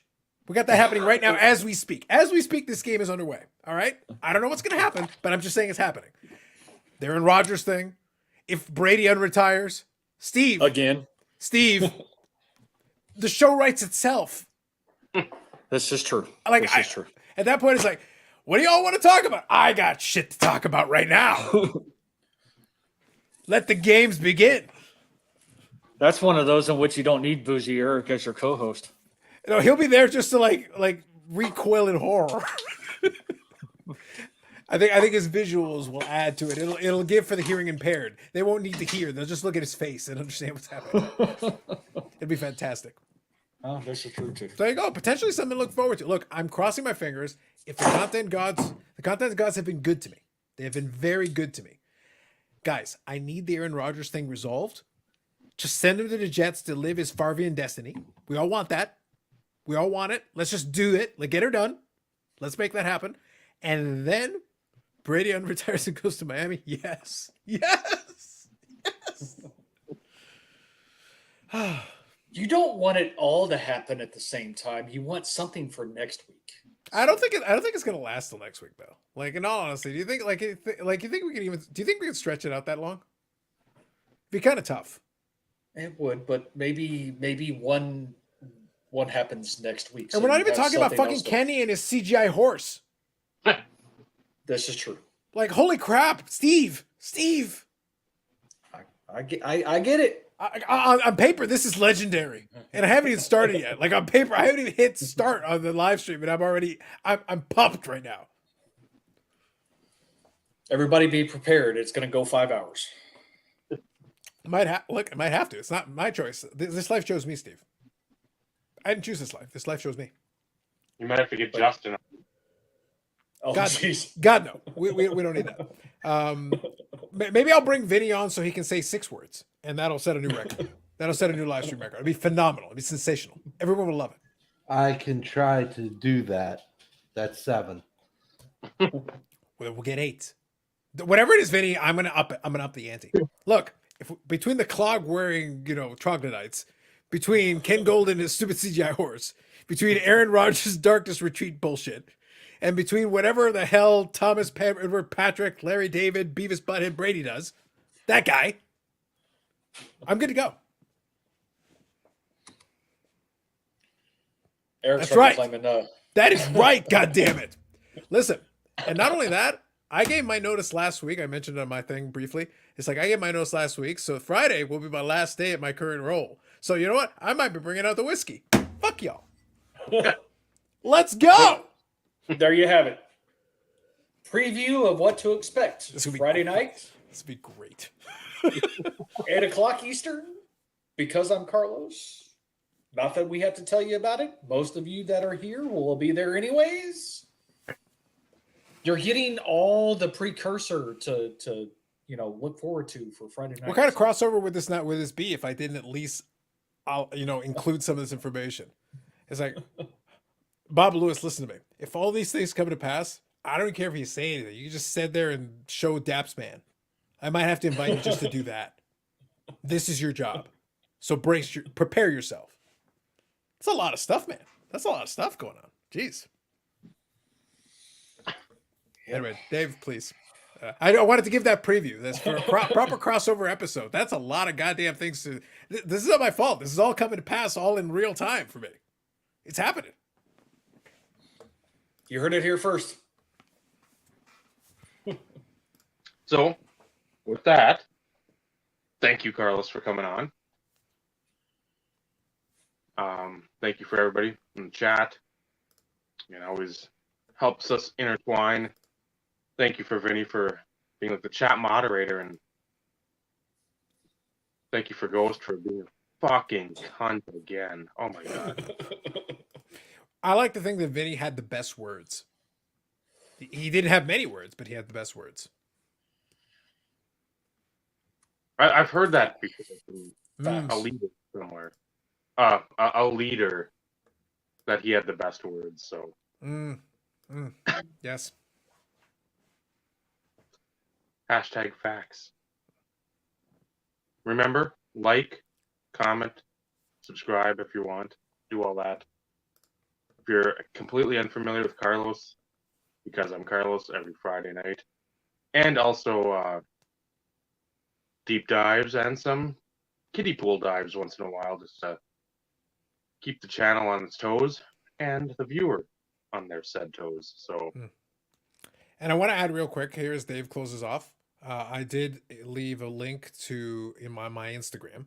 I did leave a message in my community post. So if anyone came as a result of that and you are following me, subscribe to them. According to my screen, they need 4 for 100.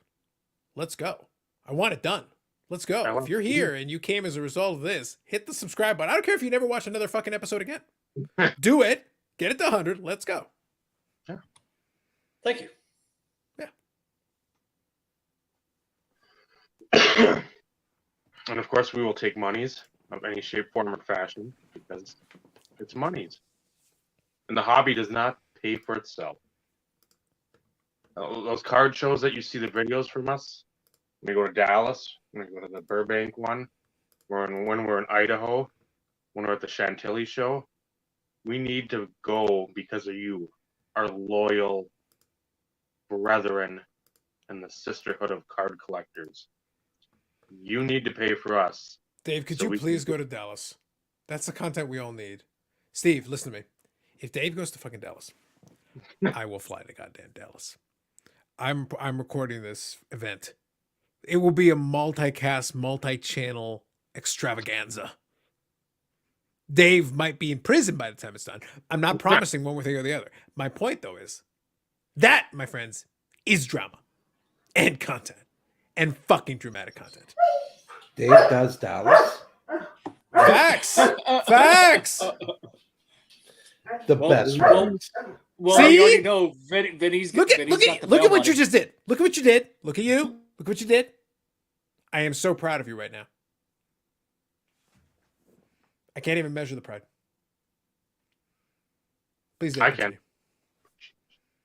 The appreciation bro is off the charts right now. The appreciation bro is off the charts right now. Please, We're Dave. small with the chart and the graph. But next week we'll be on our regular time. So for those of you who came here yesterday and commented and were wondering where we were, look at the placeholder and the time. And the We love day. Yeah. Get a calendar. We love you though. Please. So for Carlos, for Vinny, for Steve, I'm Dave. This has been the Insert Revolution podcast. Remember, collecting cards, it's a wonderful hobby. The friendships you forge along the way, that's what really matters. Good night, everyone. Good night, everybody.